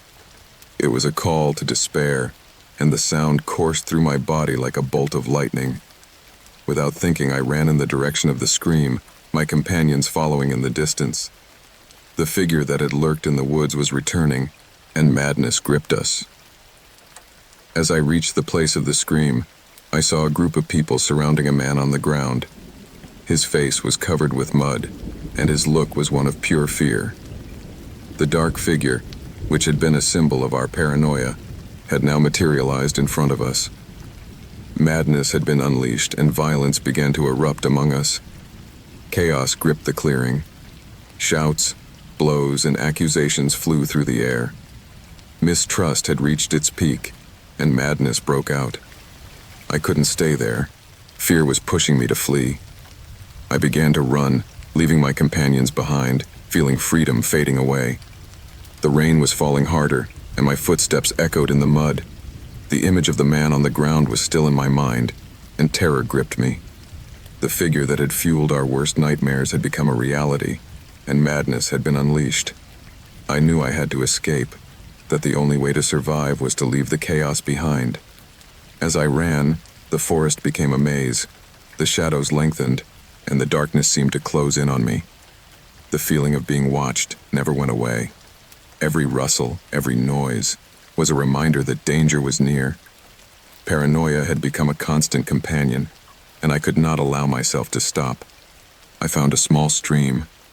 The sound of rushing water was a relief in the midst of the chaos. I stopped for a moment to catch my breath, feeling the cold chilling me to the bone. I knew I couldn't stay there. Freedom was closer than ever, but the road was fraught with danger. As I went on, the rain began to let up.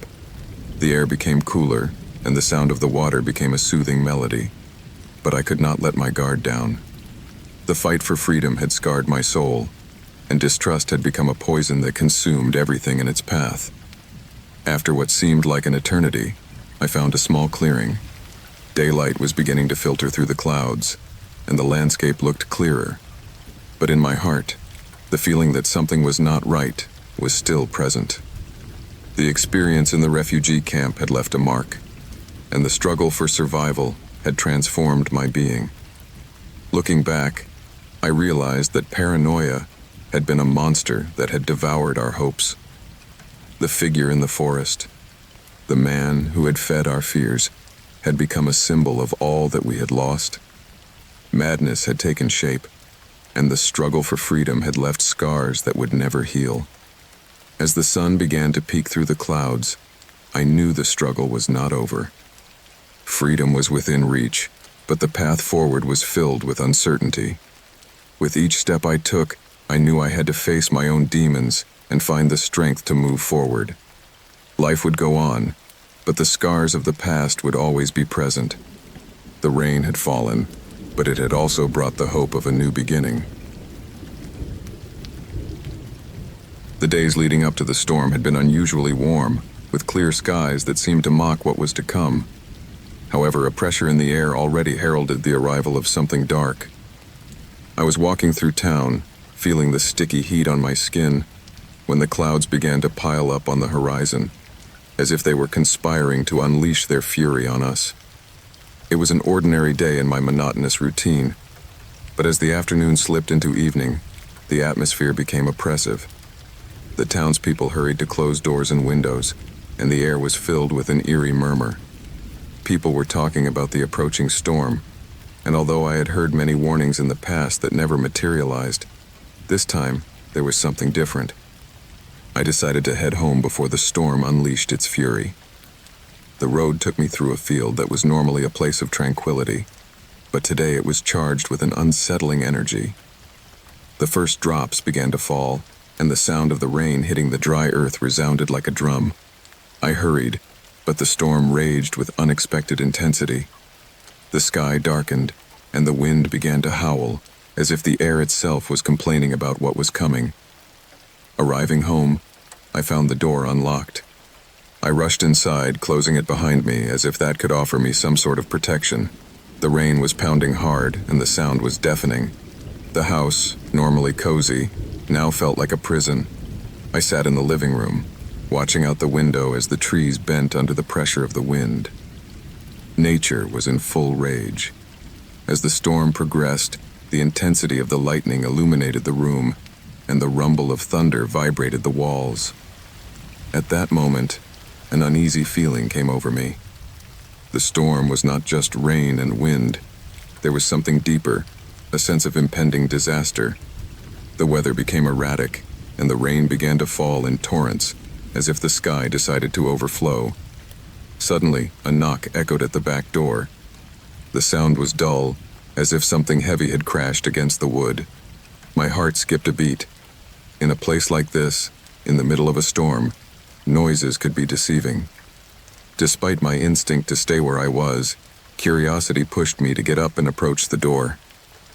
As I peeked through the window, I saw a figure in the gloom, barely visible through the curtain of rain. It was difficult to discern if it was a person or just a tree moving in the wind. Fear and curiosity were intertwined in my chest. The figure moved, swaying, as if fighting the storm. Without thinking, I opened the door. The wind hit me hard, and rain poured into the house. The figure approached, and in the midst of the darkness, I could see it was a man. His face was soaked, and his look was one of desperation. Without a word, he motioned for me to let him in. I didn't know who he was, but the instinct to help another human being in the middle of the storm pushed me to let him in. Once inside, the man dropped to the ground, soaking wet and shivering. His presence, though filled with anguish, was a relief in the midst of the storm. But as I watched his face, I noticed something unsettling in his eyes. There was a strange gleam, as if he had seen things he should not have witnessed. The terror emanating from him made me uncomfortable, as if his desperation might rub off on me. The storm was still raging outside, and the sound of thunder echoed in my chest. The man shifted uneasily, and despite his obvious need for shelter, there was something about his demeanor that put me on alert. I couldn't help but wonder where he had come from and what he had experienced to bring him to this state. As the storm intensified, I headed to the kitchen in search of something warm to offer him. I brewed some tea, trying to keep my mind occupied. But every time I looked toward the living room, the man was still there, his gaze lost in the distance, as if he were trapped in a terrifying memory. The silence between us grew heavy, as if every moment was lengthening in the eerie atmosphere of the storm. As I returned with the drink, I noticed that the man had begun to shake more intensely. I offered him the cup, but he did not take it. Instead, he stared out the window, his expression changing from despair to utter terror. I followed his gaze, and what I saw chilled my blood. In the darkness, among the trees, there were shadows moving erratically. They were figures, and although I couldn't make out their shapes, the sense of danger intensified. The wind howled, and I felt caught between the man and whatever lurked outside. The storm had not only brought a natural ferocity, but had also unleashed something else, something I could not comprehend. The tension became unbearable, and the man began to mutter, though I could not discern his words. His face reflected palpable horror, and his gaze grew increasingly frantic. A flash of lightning illuminated the room, and at that instant, I saw the shadows more clearly. They were human forms, but their behavior was erratic, as if they were in a state of extreme agitation. My heart pounded as I wondered if they were people also seeking shelter, or something more sinister that had been released by the storm. The man, in a panic, jumped to his feet, and his gaze met mine. There was something in his eyes that made me feel like I was about to explode. For no apparent reason, he lunged toward the front door, as if trying to escape from something only he could see. I tried to stop him, but it was too late. He flung open the door, and the wind and rain came pouring in. The scene became chaotic. The man stumbled over the threshold and fell to the ground. The shadows outside drew closer, and terror gripped me. That storm had unleashed something I could not control, and in an instant, the shelter I had wanted to offer became a death trap. The figures were approaching, and as they advanced, I could see their faces. They were people, but their gazes were empty, devoid of hope. The man screamed, not for me, but for something only he could see. His voice was lost in the din of the storm, and as I tried to help him up, the door slammed shut. The shadows were so close that I could feel their presence, as if the storm had brought with it a force beyond comprehension. As he struggled to open the door, the wind seemed to want to close it again, as if nature itself was joining in the chaos. The man writhed on the floor, and his look of terror turned to me. In that instant, I understood that I could not save him. The storm had unleashed something I could not stop, and the fight for life had become a losing battle. With one last effort, I managed to open the door and push the man out into the chaos of the storm. Shadows surrounded him, and his scream was lost in the roar of the wind. The rain covered him, and as I watched him being swallowed by the darkness, I understood that the storm was not only a natural phenomenon, but a symbol of the despair that stalked us all. With my heart in a fist, I slammed the door shut. The house, which had been a shelter, became a prison. The rain was pouring down furiously, and the wind was still howling like a whale. Caught between the horror of what I had witnessed and the storm that continued to rage, I realized there was no escape. The night became endless, and as the shadows danced on the walls of my home, I knew that the storm had brought with it a terrifying truth. Sometimes, the greatest danger is not on the outside, but in the struggle within. As the storm intensified, I was forced to face my own demons. Despair became an echo in my mind, and the shadows I had seen became part of me. The night was advancing, and the storm continued its course, sweeping away with it any vestige of peace I had known.